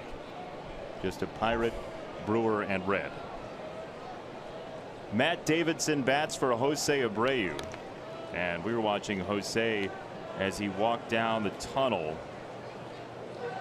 And he did not want to come out of this game. No, in fact, as he was walking, he talked to Ricky and said, look, I guess I'd like to stay in. And Ricky said, no, you go. Joe McEwing said the same thing. We were watching him during the break, and he basically said, hey, you gotta go. Go and get some ice on it. Elevate it. And there's another game tomorrow. And the next day. Yes, sir. And he's got to have that ready for the All-Star game.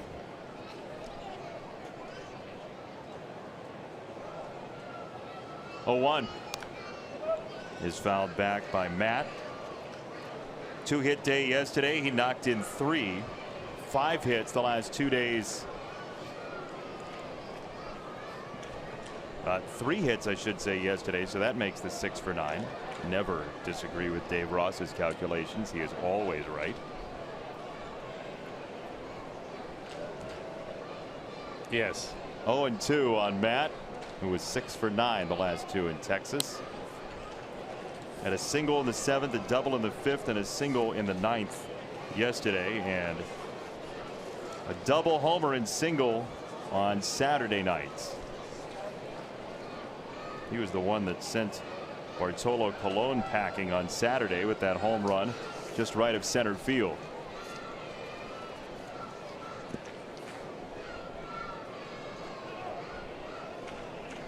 Bradley Hughes is going into the sleeper mode. Yolmer has swiped 8 bases, been caught only twice. So he's trying to vary his times.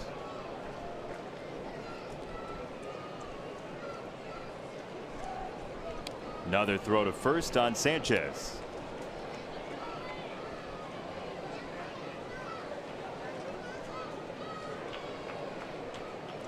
Another game when the opponent got to James Shields in the first inning and did not a whole lot after that.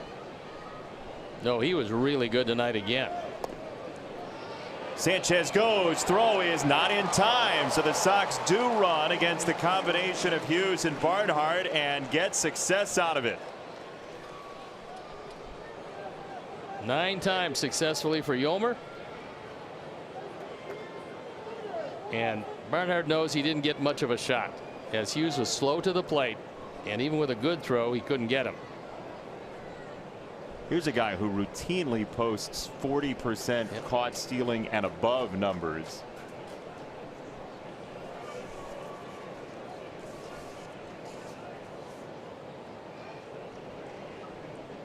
One and 2 for Davidson.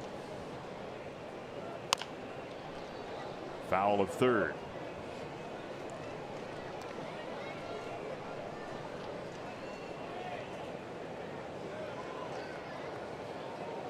Yolmer with the very patriotic kicks. Red, white, and blue look.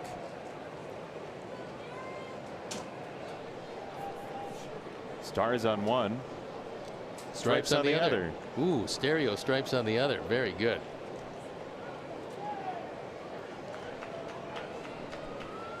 Ball and 2 strikes. And Matt couldn't check it up. Hughes does get the strikeout, but the Sox snare the lead. Engel started it, a 1-out single in front of his cheering section.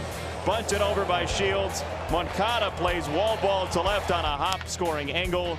Then Sanchez down the line, a tracer for a 2-1 Sox lead. Pinch hit in the top of the inning, so he plays defense over at first in the bottom of the 7th. And it'll be Peraza, Duvall, and Hamilton coming up for Cincinnati against Shields, who's still under 80 pitches tonight.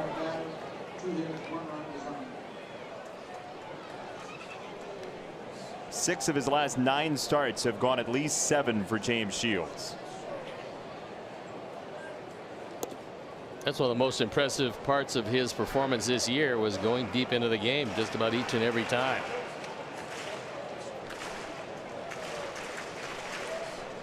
Very warm, very humid night here tonight.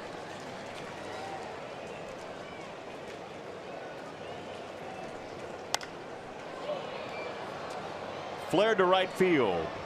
Garcia for out number 1.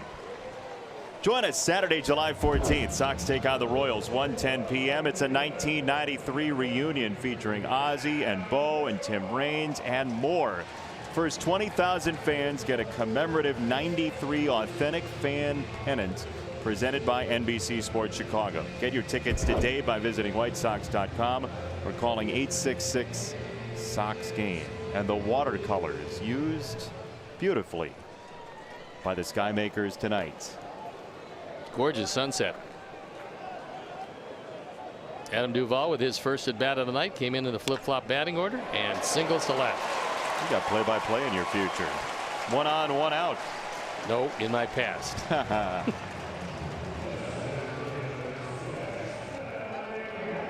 So Billy Hamilton coming up. Shields allows just hit number 4 in the game to Cincinnati. Billy showed bunt last time before striking out. And Don Cooper, you got to watch that phone. It'll jump away from you on occasion. Calling the pen. Pen? Hit somebody up. So we're so used to mobile phones now. When phones have cords, we drop them. It's true.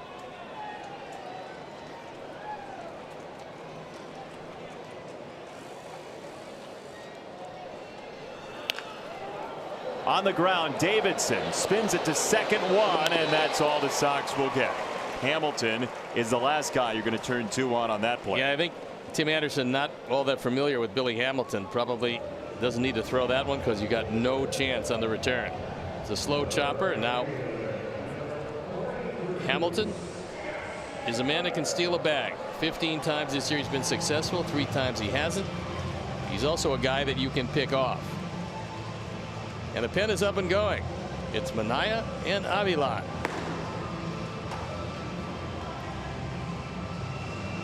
There's no argument to take the out at first and get Hamilton off the base path there, right? No. Zero, not Zero. even a little bit. Nope. You want to make sure that, especially with the move James has, and it's one of the best right-handed pickoff moves in baseball, you want to give him the opportunity to pick off Billy Hamilton. And I think he's got a shot at picking him off. See how he goes about that. Pitch out.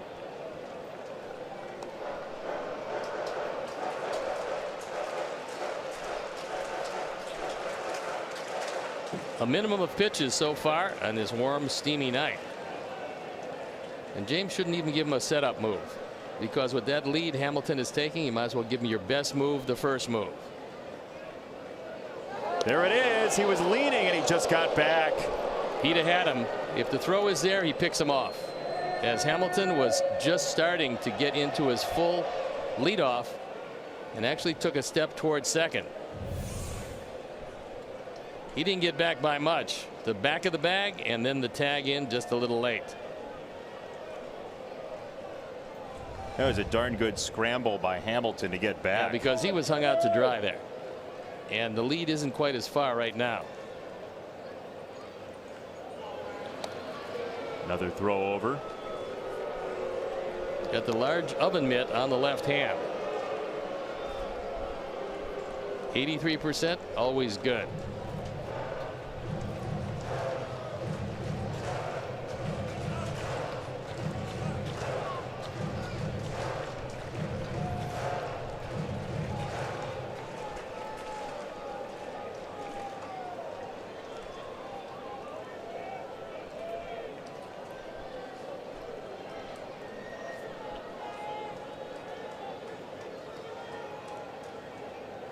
Long look at first. Pitch. And now the danger is Schebler doesn't have your full attention, and he is 2 for 3 in the game with 2 extra base hits. Official word on Jose Abreu, day-to-day bruised left ankle.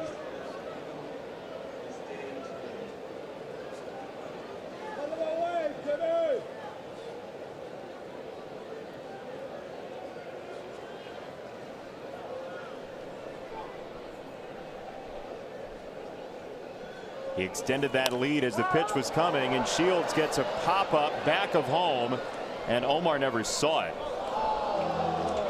Well, James acted as if he was going to quick pitch and then took something off it, and I think that disrupted the timing of Schebler.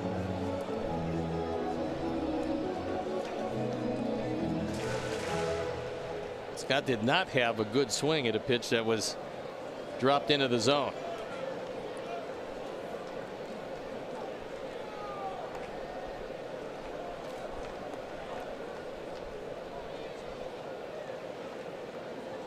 Two balls, one strike. Hamilton inching off of first. If he's looking for a pitch to run, this is the pitch. You're not going to see many, if any, 2-1 pitch outs.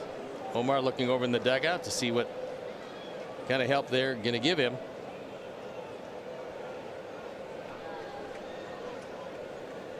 Looks like the breakie.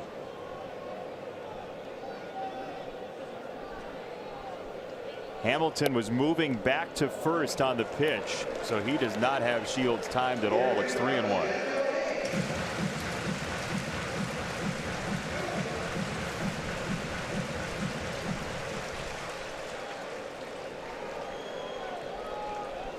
Tucker Barnhart on deck. He's 0 for 3.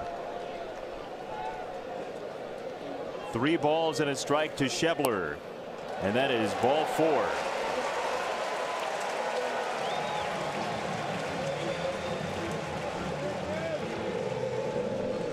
And James didn't think that that was the last pitch in the sequence.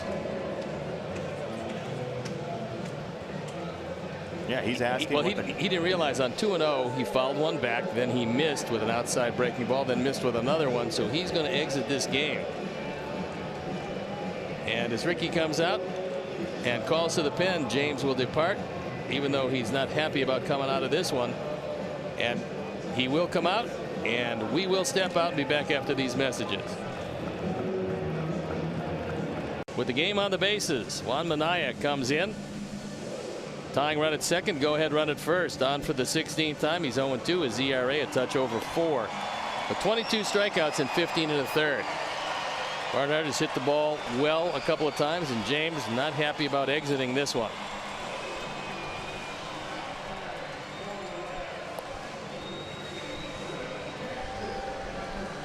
James Shields is talking to Ricky Renteria about how to get Billy Hamilton at first base. That's something that Ricky certainly studies.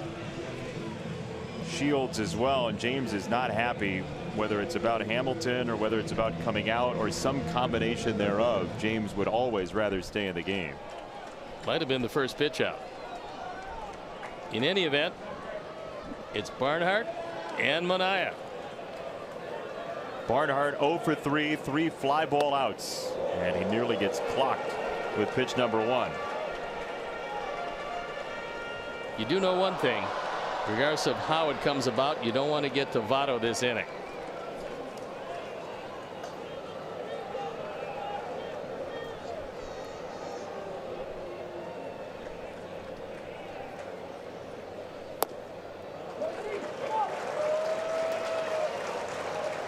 And there is Joey Votto. Doesn't have a hit tonight, but retired on a very good play by Avi to end the 5th inning on a ball that he just crushed.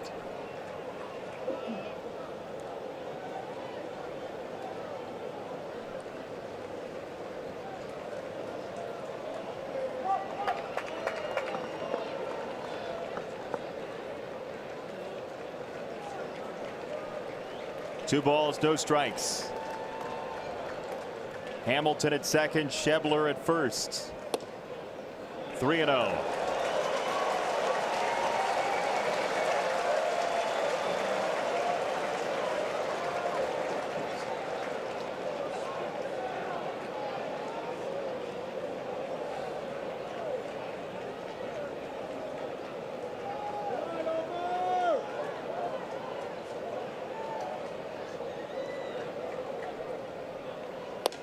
Ball 4.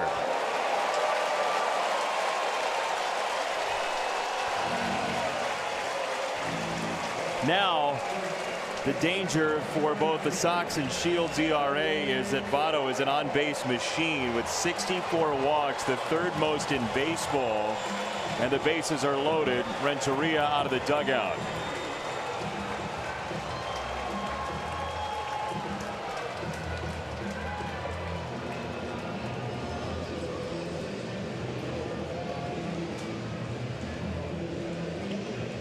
Minaya is leaving. The Reds, who have 9 grand slams to tie a franchise record, have the bases loaded in a 1-run game. It's to catch every moment this season. Get White Sox home screen icons and features like the MLB.TV Game of the Day, pitch tracking, in-game highlights, live radio broadcasts, stats, news, and more. Download MLB At Bat today and a 1-run game pitching change. Our Lakeside Bank call to the pen is Luis Avilan. 2-0 record, 4.44 ERA. This is 38th appearance and no margin for error. The bases loaded and one of the league's best in Joey Votto. Votto career has an on-base plus slugging about 100 points worse against left-handers, so that's why you bring in Avilan. And this year, Votto's only hitting .227 against lefties. A very patient hitter to face Avilan, who misses with ball 1. Close pitch, didn't get it.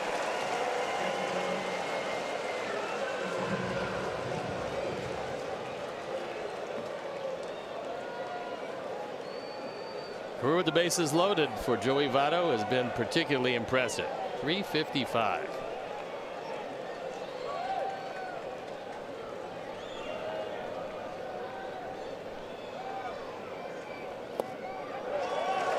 Down 2-0. He's just not going to get himself out. Well, very rarely will swing at a pitch out of the zone.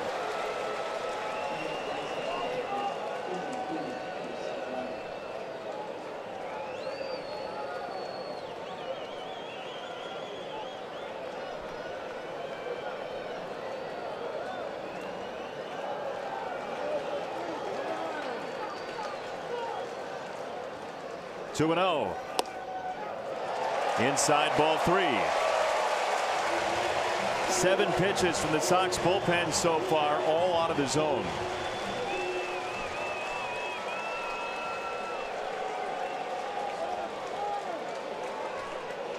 Hamilton, Schebler, and Barnhart. The lead on the line on 3-0. Votto swings and cracks it to center field, but playable for Engel. The Reds leave him loaded on a 3-0 count.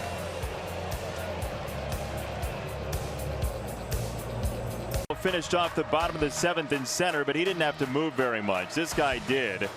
On Canada Day, no less. Kevin Pillar up the wall to give him something to cheer about. Castellanos says, "You got me." And he went 100 feet to make the grab. That guy can really run him down. Then he planted his spike into that wall and went up and over the wall. It's quite a play. Joey Votto, when we last spoke to you, was in a 3-0 count after Sox pitchers had thrown 7 straight out of the zone. He decided, and it's a veteran's prerogative certainly, to go after the 3-0 pitch, flied out to center, and the Sox hang on to the lead.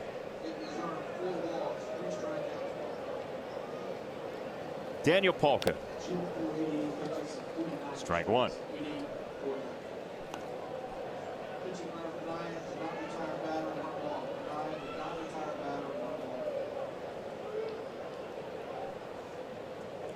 Sox got both runs in the 7th inning. Moncada and Sanchez drove him in. And for both Moncada and Sanchez, whose dominant sides this year have been the left-hand side, a really nice sign to see them each drive in a run against a lefty.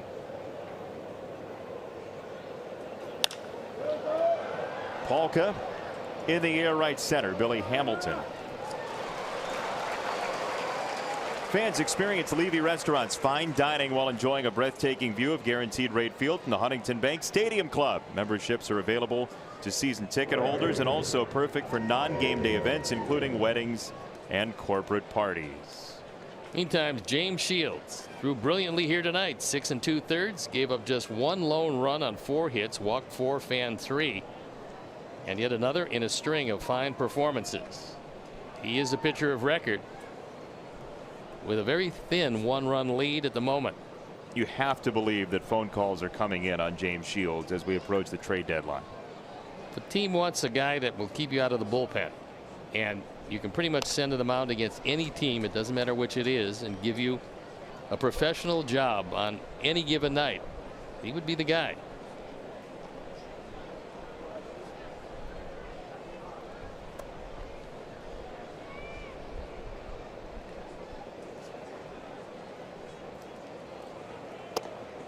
Inside, ball and a strike. Chris Volstead loosening in the pen. Last we saw him, he was throwing 3 1/3 in mop-up duty in the opener in Texas.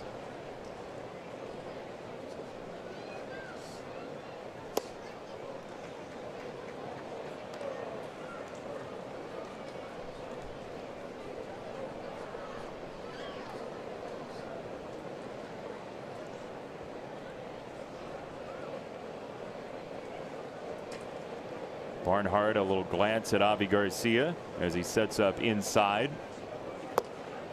And the pitch is low.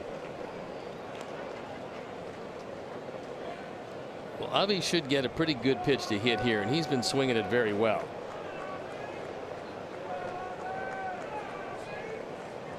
"12 straight with a hit for Avi Garcia." That's a sinker. Usually it goes inside to the right-hander. It's over the plate. 3-2. I think that's 2 in a row that Hughes meant to have drift inside more than they did.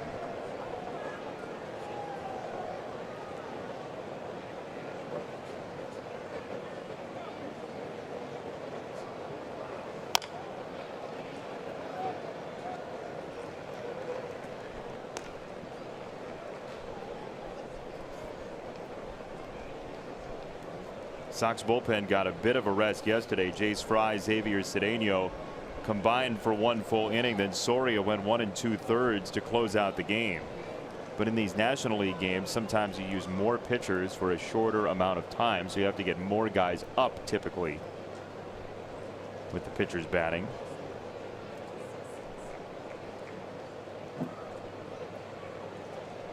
Three and two. Avi hits it in the air, right field side. Schebler back at the warning track. Avi did it again. Another home run for Garcia and a much needed piece of insurance in the 8th. That's a 5th home run, his 11th driven in. He's had good swings tonight, and he has another one here. This sinker stayed up, and up is thigh high for a sinker baller, and it goes out of the ballpark. Very small park, 370 to the power alley, and Avi made it disappear. Our 4th home run replay.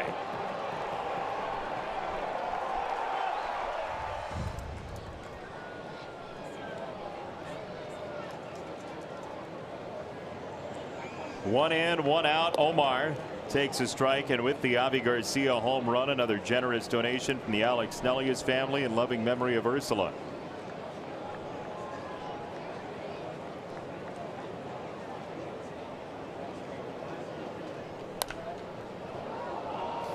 It's nice to have the full version of Avisail Garcia in the lineup. His 2nd home run of the road trip, a 12-game hit streak. Well, it really shows when healthy just what a force he is. I mean, you can't hit 330 in a major league season unless you're a quality hitter. Now he's showing the power that everybody felt that he had all the way along, and now that he knows the pitcher's a little bit better, we're seeing it. 376 up and out at 102 miles an hour.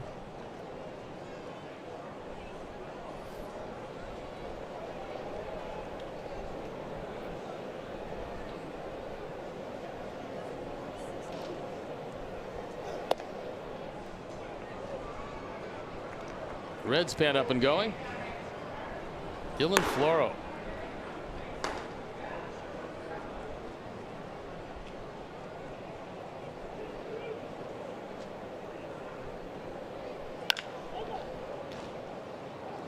Well, in order to edit the scoreboard here in the 8th inning, the Sox have used red pen. It is red pen. Or the red pen. It is that too. Back to Reds pen, which at times has been pretty good, especially the back end of that pen. Tonight has not been able to get the job done. Garrett gave up a couple of hits. So has Hughes given up a big hit. You think about how quickly Major League Baseball games can pivot. The Reds had bases loaded, a 3-0 count in a 1-run game, can't score, and the Sox get one in the top of the 8th. 3-2, topped off of Omar.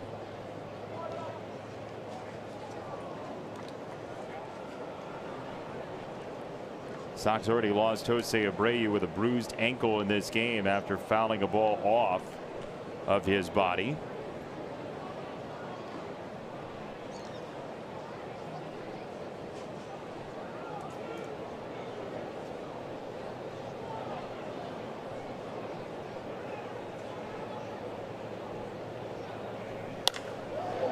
To left field, down the line. Fair ball into the corner. Omar's got hit number 2 of his night, and it's a double.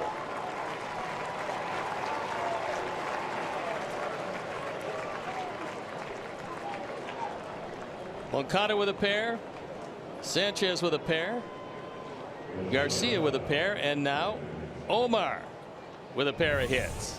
And this one sliced down the line. Both of his hits coming to left field.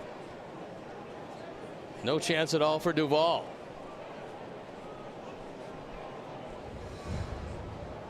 And Jim Riggleman apparently is going to flip-flop that batting order once again.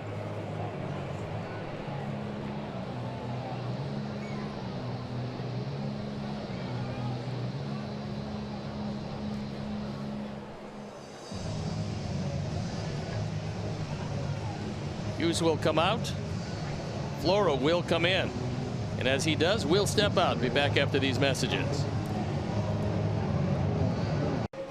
And our Lakeside Bank call to the pen.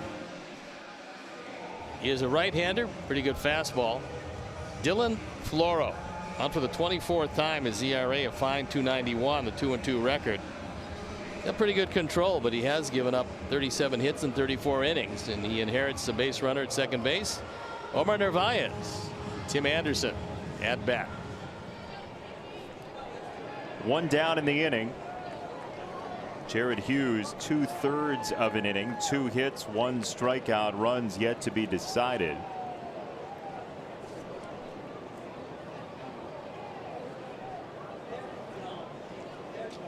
Floro fires in strike 1. 2 of his last 3 games he's come in, Floro's allowed a run. He's back on June 28th against Milwaukee and June the 25th in Atlanta.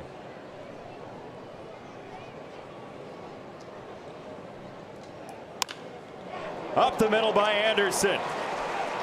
Omar gets a major stop sign. Hamilton chucks it in at first and third with 1 out.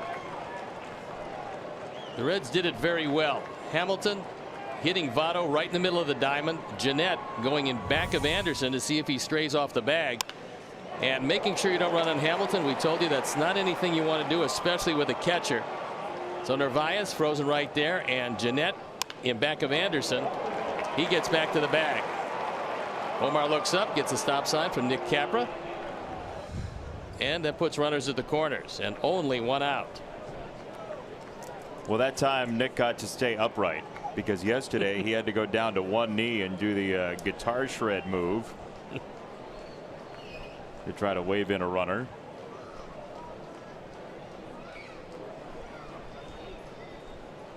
Adam Engel with a chance to fire up his cheering section in his hometown. Strike one. So yesterday, it was the full-out Elvis Presley from Nick Capra, but there was a reason behind it. Watch him over at third.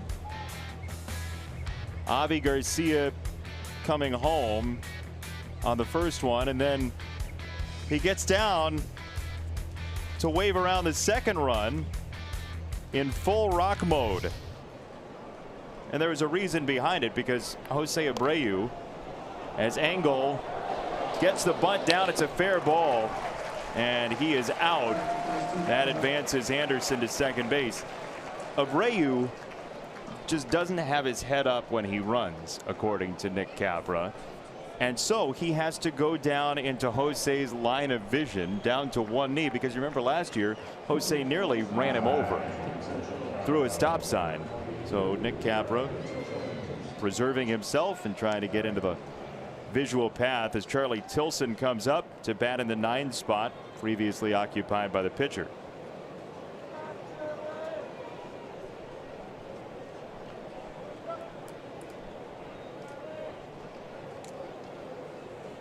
Big spot for Charlie,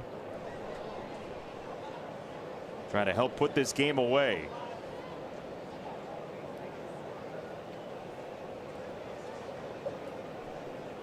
Leori Garcia, Ricky Renteria said before the game, was available to pinch hit in this game, although he did jam a finger a couple of days ago going headfirst into first base.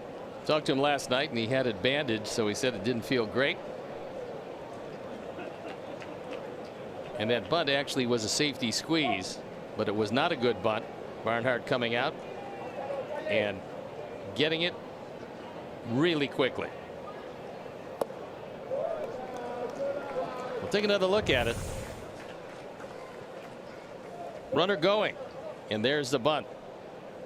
And so after freezing him at third base, Barnhart, who does a really nice job, he takes a look at it and makes sure no advancement on the part of Narvaez before gunning down Engel. He wanted that bunt probably to the right side and push it by the pitcher and didn't get it there. Peraza does get Tilson to retire the side, but Avisail Garcia picking up a little late this year from where he left off, but picking up nonetheless. Another home run this road trip. 3-1, Sox take the lead. Help determine that by continuing to vote early and often. It's not early anymore, but vote often. Good news that he's leading at least. And we got a new pitcher coming in the ball game. It is Chris Volstead. On for the 27th time. ERA of 4.20. And left-handers have really hurt him. That's who's coming up first. Scooter Gennett, then Suarez.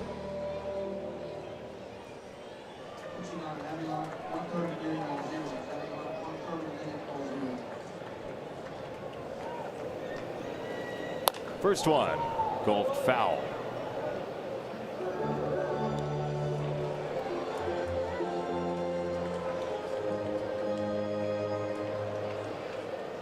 Scooter Gennett singled to right in the first, walked, and then disappeared a kid with that foul ball.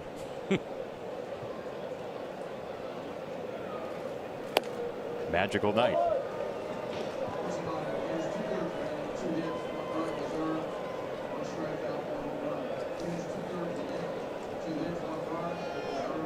Third reliever of the night for the Sox, Chris Volstead.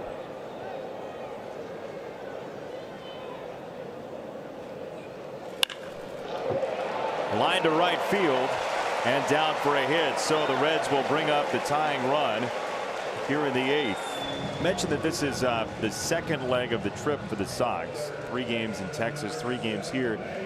Last night, a neat situation when the plane landed. Got off the plane and a couple of the Sox coaches, including Nick Capra and Kurt Hassler, were hugging the police officer on the detail for the plane arriving here in Cincinnati. And talking to Kurt and Nick, the officer was a former Sox minor leaguer who they both had in the farm system, named Zach Eisler, who was an 8th round pick in 2012. He went to the University of Cincinnati in college, went to high school in Kentucky, just across the border here. And the Sox didn't know until very late in the plane ride that Zach was going to be the officer assigned to the details. So a reunion just by fortune here in Cincinnati. I thought he was just a very friendly police officer. He was hugging everybody as he came off the plane. Oh, so happy you made it. Yeah. Yeah. Wasn't that bad a flight, actually? No, and a great moment when we landed for Zach, who's doing very well, it seems, and spent some time in the Sox minor leagues this decade. Got up to Birmingham for 24 games in 2015, pitched once in AAA as well.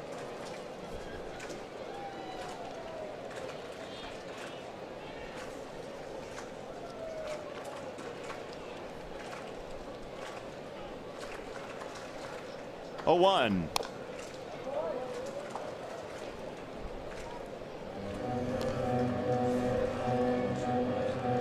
This is the guy that hits the ball hardest on the Cincinnati team. His average exit velocity nearly 92 miles an hour for the year, and that's #1 for the Reds, and that's in part why he has 16 home runs to lead the team.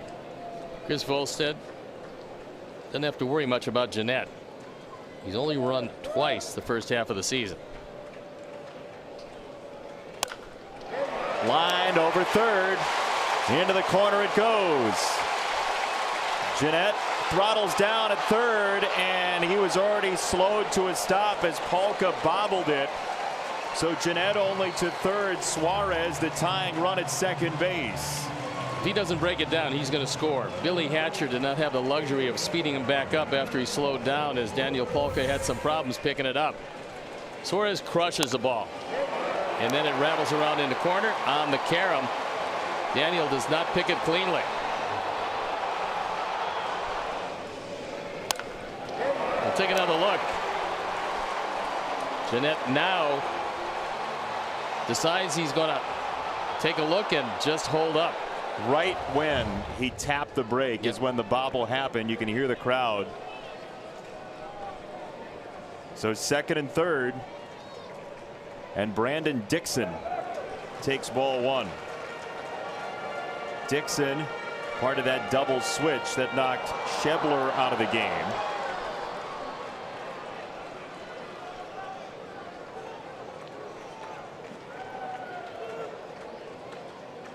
Debut season for Dixon, former third-round pick of the Dodgers in 2013.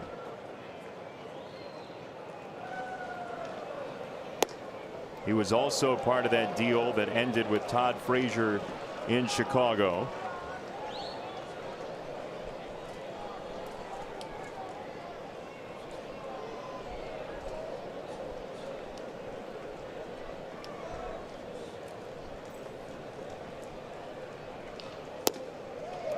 He lays it on the corner. Volstad, nice pitch, 1-2.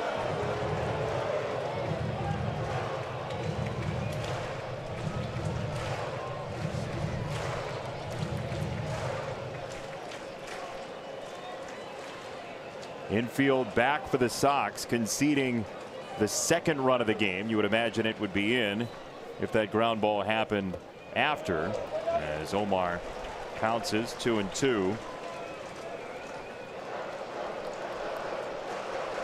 The Reds pen up and going. Raisel Iglesias, he's a man mentioned in a whole lot of trades to various places. He's their hard throwing closer.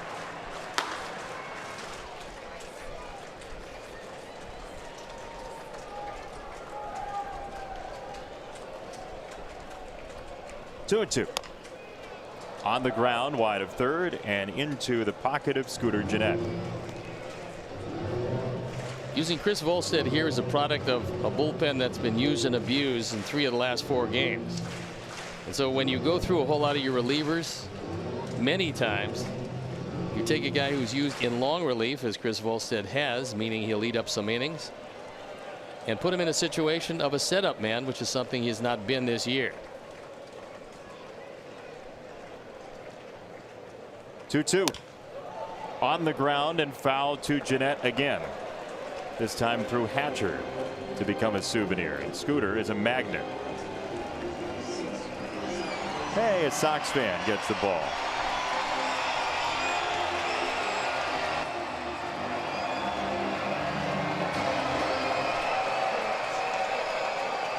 Yeah, and apparently not particularly happy about the souvenir.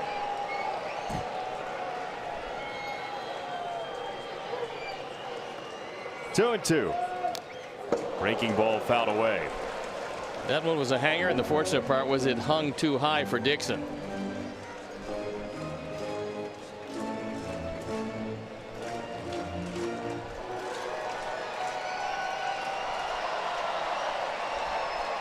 Sox got 2 in the 7th and 1 in the 8th, countering Cincinnati's singleton in the first.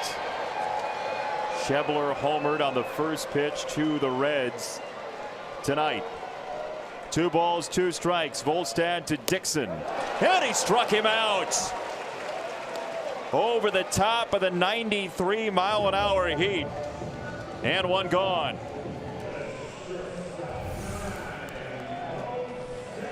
That fastball, good movement, and conceding the run on a ground ball, that is a huge strikeout. She can't bear to watch. I've seen years of that, she's saying. It's always the same thing.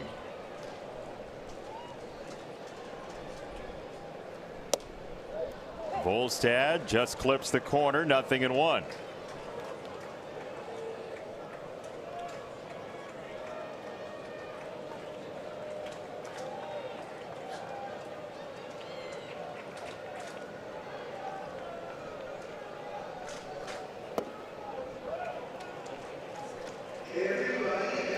Well, we saw the closer, Raisel Iglesias, getting loose. He threw 18 pitches yesterday for Cincinnati after going 3 straight days without pitching. So you'd imagine he's ready to go, and so is she. Corner again. Volstad just nudging the outside edge.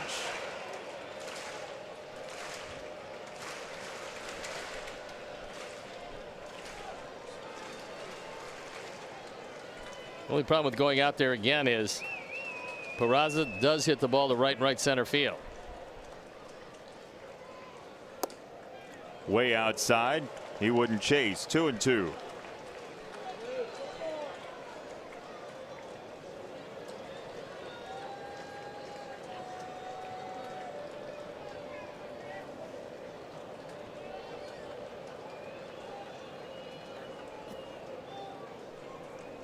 Blinders.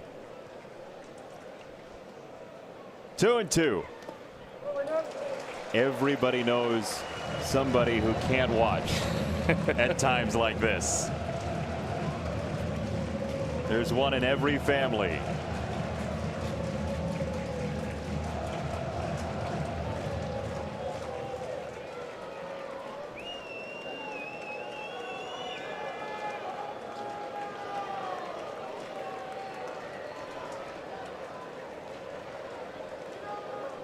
Three and two.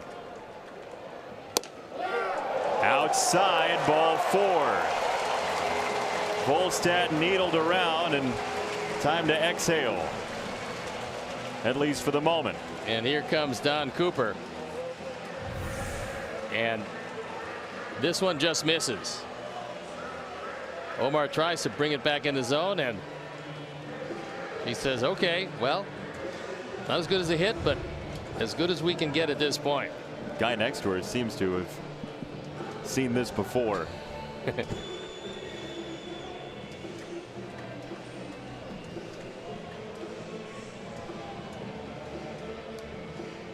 This is Volstad's inning.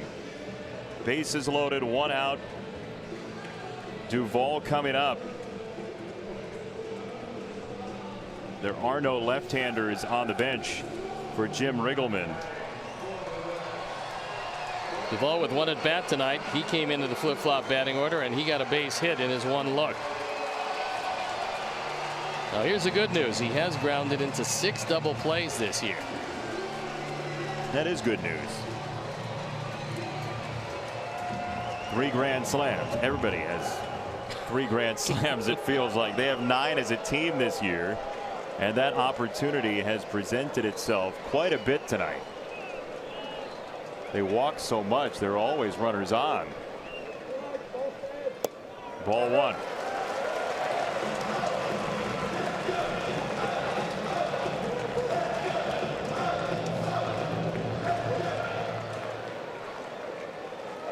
Gennett at third, Suarez at second, Peraza off the walk at first.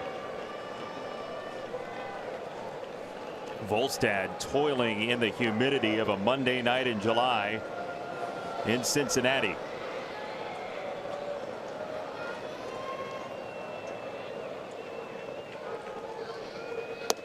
Down.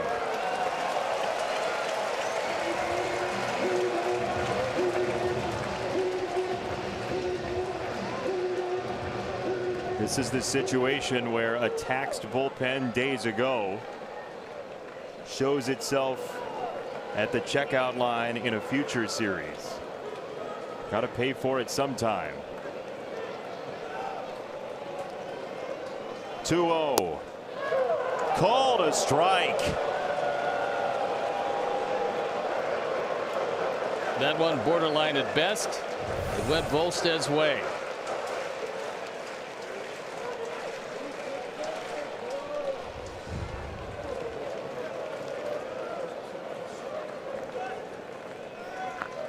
Two-run game. 2-1. On the ground right side. The Sox will get an out. Throw home is not in time.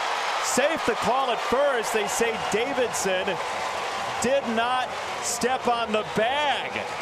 It's 3-2 and there's still one out. I thought maybe when he pulled the trigger he did it early, and that seems to be the case. Well, Matt was so intent on two, and they're going to take a look at it. Now, if he didn't step on the bag and Omar was on the plate, that should be an out at home. Well, that's what Joe McEwing is saying.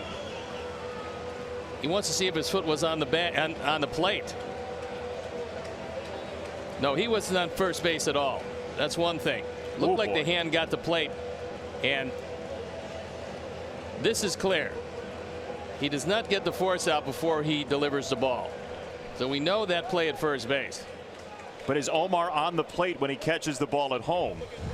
The answer looks like no.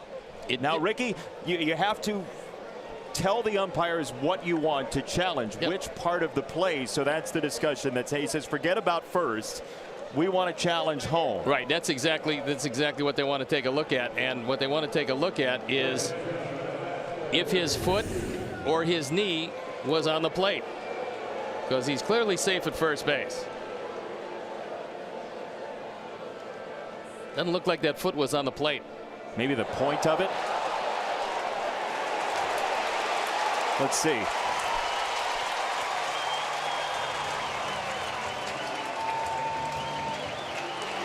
You've got those green guards, the back of the shin guard for Omar with the color green, and is any part of it on the plate? That's the question. Looked to me like the left heel was closest to the plate but didn't get it. And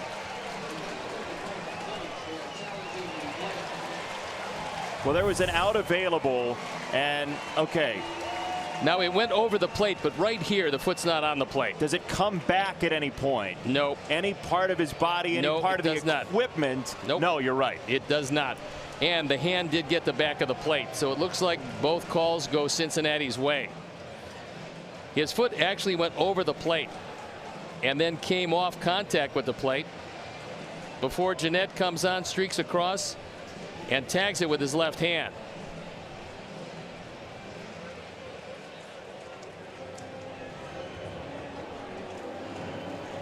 He's going to be safe at the plate. I think you're right. Yeah.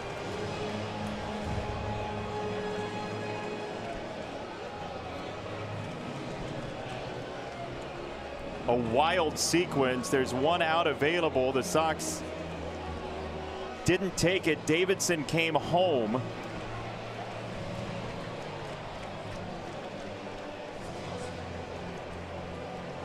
And let's see what the call is. Be shocked if it was overturned. Safe. No, he was clearly safe at the plate, and unfortunately Matt did not step on first, and so It's a one-run game. Bases remain loaded. And Billy Hamilton is coming up. Matt got caught in between. He started to run to the bag and then decided to come home late. I think he thought he could actually throw it while stepping on the bag, and he came up a little short on that. Well, Hamilton can bunt, and with that in mind, Yolmer is very close at third base. First one is inside. For Billy Hamilton, if he had that to rethink again, he would have stayed a little longer around the plate because he just missed getting hit.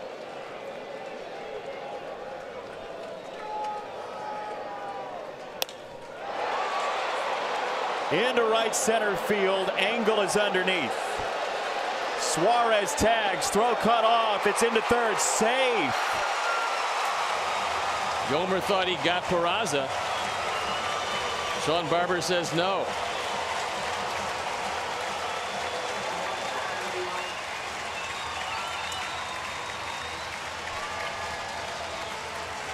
A wild eighth inning sequence leads to a tie right now. The inning continues, and we'll watch the back end of this. This would have been interesting to see if the run would have scored before the out at third base. Suarez was hustling. He got to the plate before any resolution at third, and that's a ringing endorsement for any of you young players out there. You never really know what's going to happen in back of you. You have to hustle, and he clearly got to the plate ahead of the tag at third base. Because the Sox used their replay challenge and lost it, now it's up to the crew chief to make the decision to review. This crew does review the play at third, and we'll see if the inning continues. Yolmer wasn't demonstrative, but he looked quizzical when he came up. Initially, he thought he got him, and let's see what the video suggests in New York. One way or the other, it's going to be a tie game, and whether the inning goes on depends on this replay at third.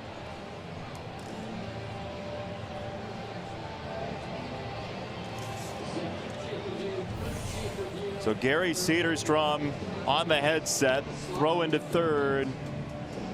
That's going to be close. Remember, you need indisputable video evidence to overturn. Call on the field was safe. Sean Barber was right on the call. Now the question is, with the front foot, looks to me like the foot has the bag before the tag.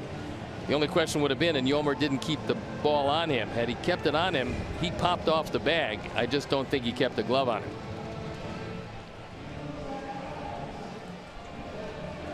That's what it looks like. The Sox would certainly appreciate the overturn here.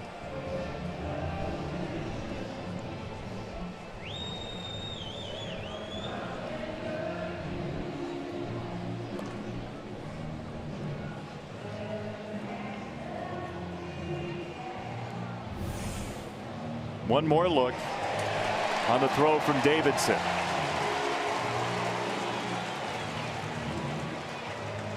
You can't be in better position than Sean Barber was in. No, I mean, he was right there. If he didn't get it right, it's not because he was out of position.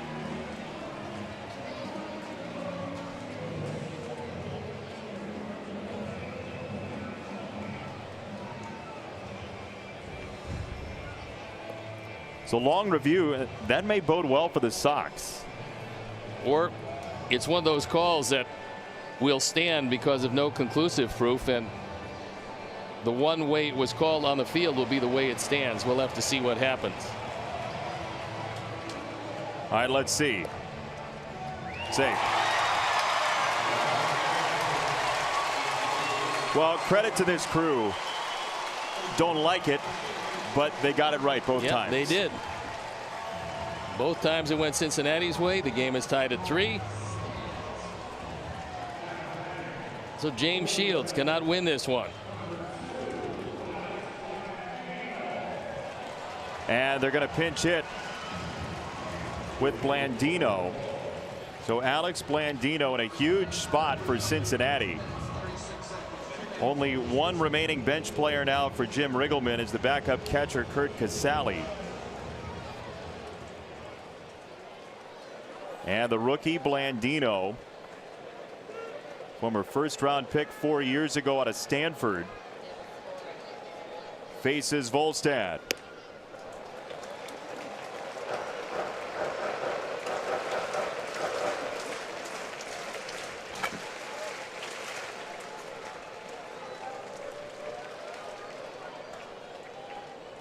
Just a bizarre 8th inning. Certainly was that. Pinch hitting this year, pretty good. 6 for 20. Couple of runs batted in. Should just as soon go at him. You certainly don't want to go to Barnhart next.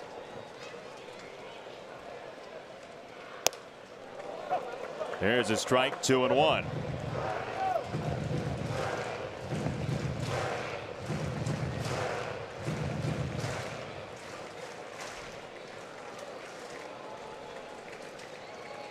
Chris Volstad trying to maneuver through a minefield. There's a strike, 2-2.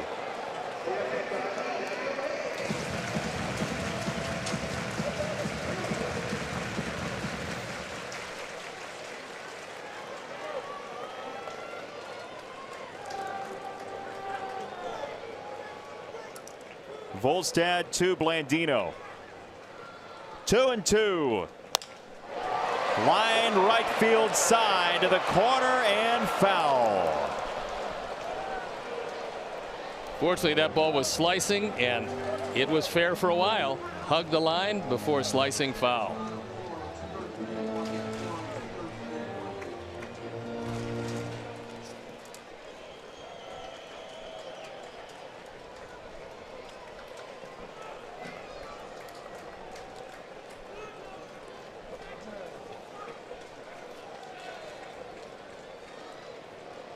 Pitch number 6 of the sequence from Volstad. Tie ball game, 2 down, 8th inning. Line drive right field again. Avi can't get there. The Reds take the lead. Blandino, a pinch hit, bingo to right field. A double scores 2 and the Reds take the advantage. Just missing the first time.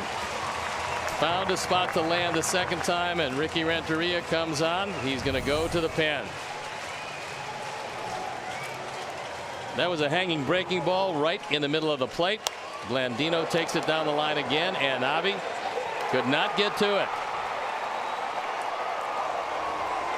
The Reds have had mega opportunities, Steve, late in this game and finally cashed in. And a tough outing for Chris Volstad, thrown into a role he hasn't used this year, and as he steps out, so will we.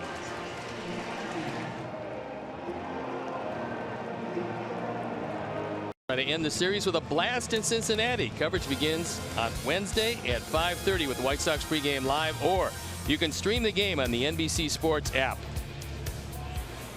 Our Lakeside bank call to the pen is Hector Santiago, trying to come in and stem the tide. On for the 26th time. Many of them starts. There you look at the numbers. It was the 27th career hit for Alex Blandino that scored the 4th and 5th runs for Cincinnati. A pinch hit opportunity, and the former first-round pick out of Stanford paid it off for Jim Riggleman and the Reds.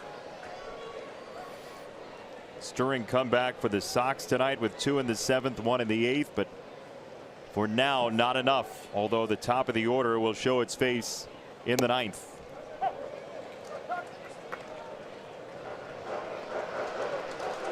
Jose Abreu out of this game with a bruised ankle after fouling a ball off of his leg. He then caught a line drive for out number 3 in inning number 6 and felt a twinge of pain, and the Sox decided that discretion was the better part of valor for Abreu, so he's out of the game. Davidson in, And a key play over at first in this inning as Davidson came home. Did not get the out. The Reds got a run without an out. And now Cincinnati's taken a 5-3 lead.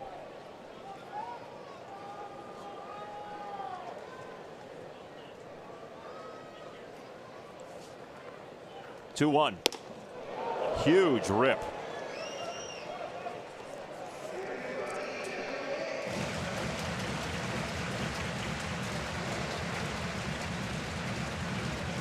Barnhart has been a better hitter from the right side this year, but he's had many fewer chances. Hitting .396 right-handed coming in, but only 48 at bats.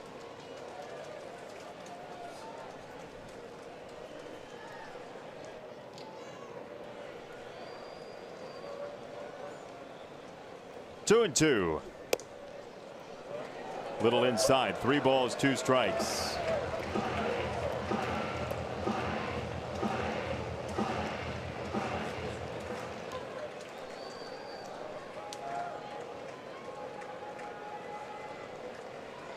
Joey Votto may bat today, may bat tomorrow. We'll see how it goes.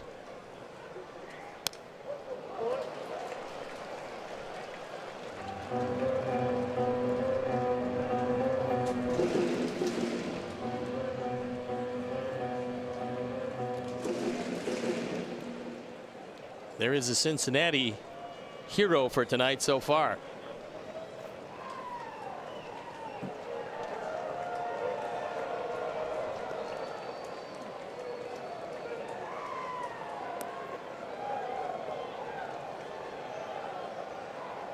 Three-two. Inside, ball 4. Joey Votto will bat here in the 8th inning, and we mentioned Jose Abreu is out of this game with an ankle injury. So here's a foul ball off his ankle. He had one off his toe a couple of days ago in Texas. He goes to the ground, gets it taped up, and then out in the field, it's a line drive off the bat of Winker, and Abreu comes up lame on that catch. Terrific defensive play, but it put a little strain on an already injured foot. He doesn't want to come up, but Ricky Renteria says, hey, take a look at it. And Matt Davidson came into the ball game.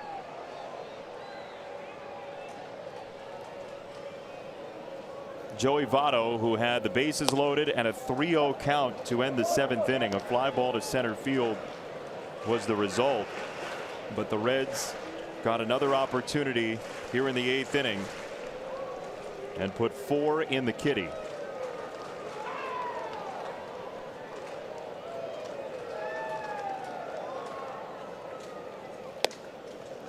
There's strike 2.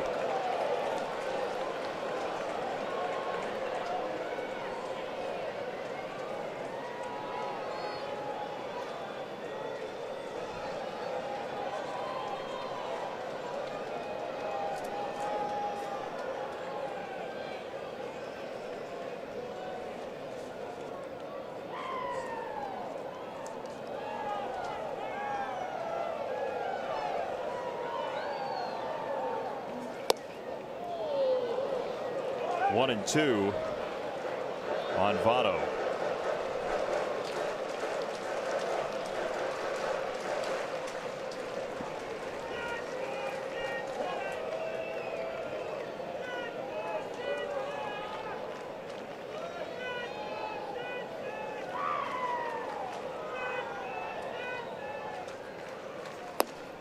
Two balls, 2 strikes. The Sox are going to petition to skip the 8th inning. The last 3 days, Texas and Cincinnati have combined for 14 8th inning runs. That's not good. So astute. Well, it's that kind of analysis that has characterized my career to this point. As George Carlin said, those are the thoughts that kept me out of the really good schools. 3 balls and 2 strikes.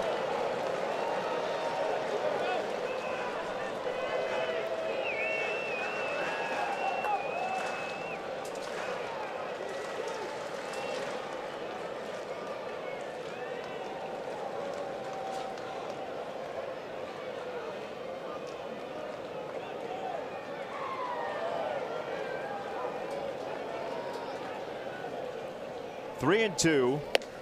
Strike three. Hector takes down Votto. However, Cincinnati has made it 5-3. Sox looking to grate on the Reds fan base and put a cherry on top in the ninth. Just like we promised, it's time for the Miller Lite hold true moment, and it came off the bat of a pretty good pinch hitter. Blandino takes it into the corner. It's the second time in as many pitches he went to right field. This time was between the lines, and it capped off a 4-run rally as the Reds take the lead and bring in their closer. Second straight day they've used Raisel Iglesias. He's a man that a lot of teams are very interested in, and you can see why. 15 of 17 in saves, ERA of 2.52, on for the 34th time. 39 strikeouts and 35 2/3. And there's a lot of teams very interested in him as a setup man, not a closer. A little bit low with ball number one. Iglesias did cough up 2 runs yesterday against Milwaukee in that victory for Cincinnati 8-2, but he'd been away from the mound for a couple of days. He hadn't thrown since midweek, so they had to get him an inning. They did. It was a non-save situation, and those are always hairy.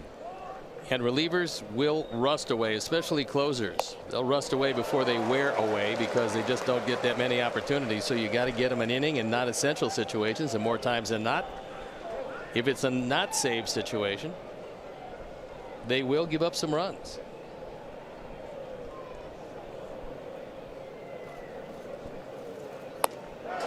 Strike three. He has become a 3-pitch pitcher this year, mixing in the changeup much more, and we saw it during that at bat to Moncada.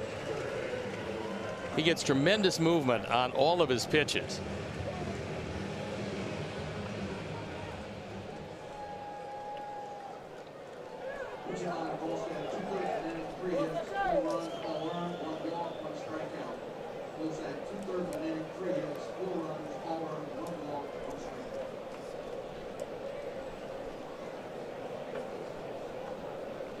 One down. Sanchez takes a strike.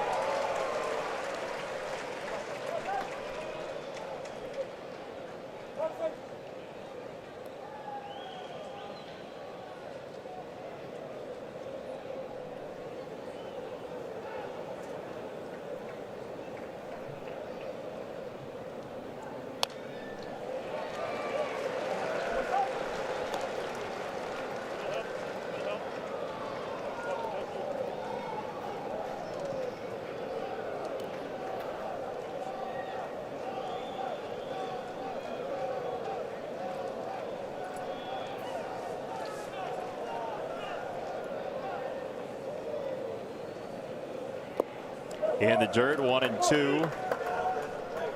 Sox trying to make one more comeback out of it here in the ninth.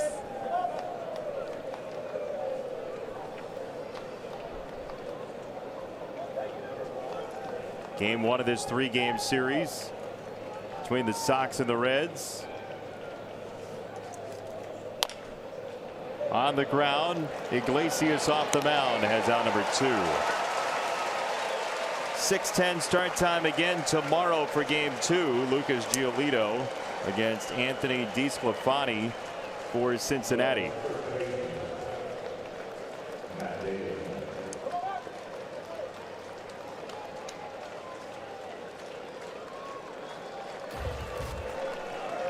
Two down for Davidson.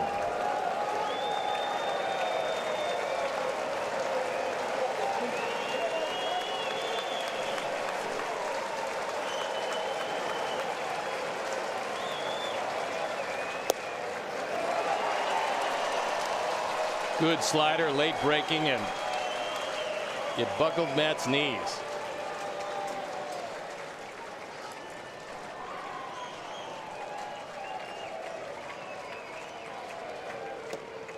It's outside, 1 ball, 1 strike. Sox need 2 runs before 1 out tonight.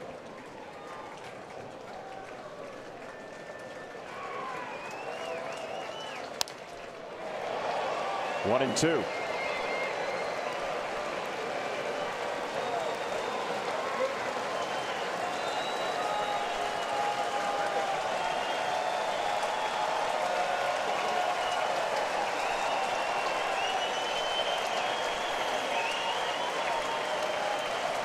Rysel Iglesias with strike 3.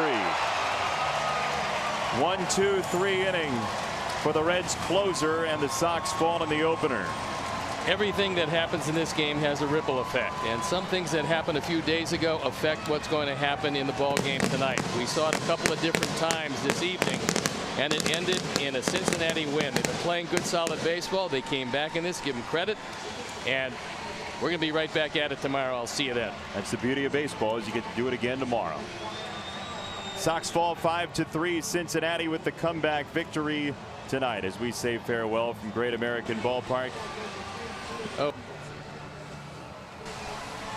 For our producer Keon Dolak-Shahi, our director Todd Benjaminson, our associate producer Dave Ross, the technical manager Mark Harper, the executive producer Greg Bowman, and our entire NBC Sports crew. For Steve Stone, I'm Jason Benetti saying so long from Cincinnati. Coming up next, Subaru White Sox post-game live. You've been watching Chicago White Sox baseball on NBC Sports.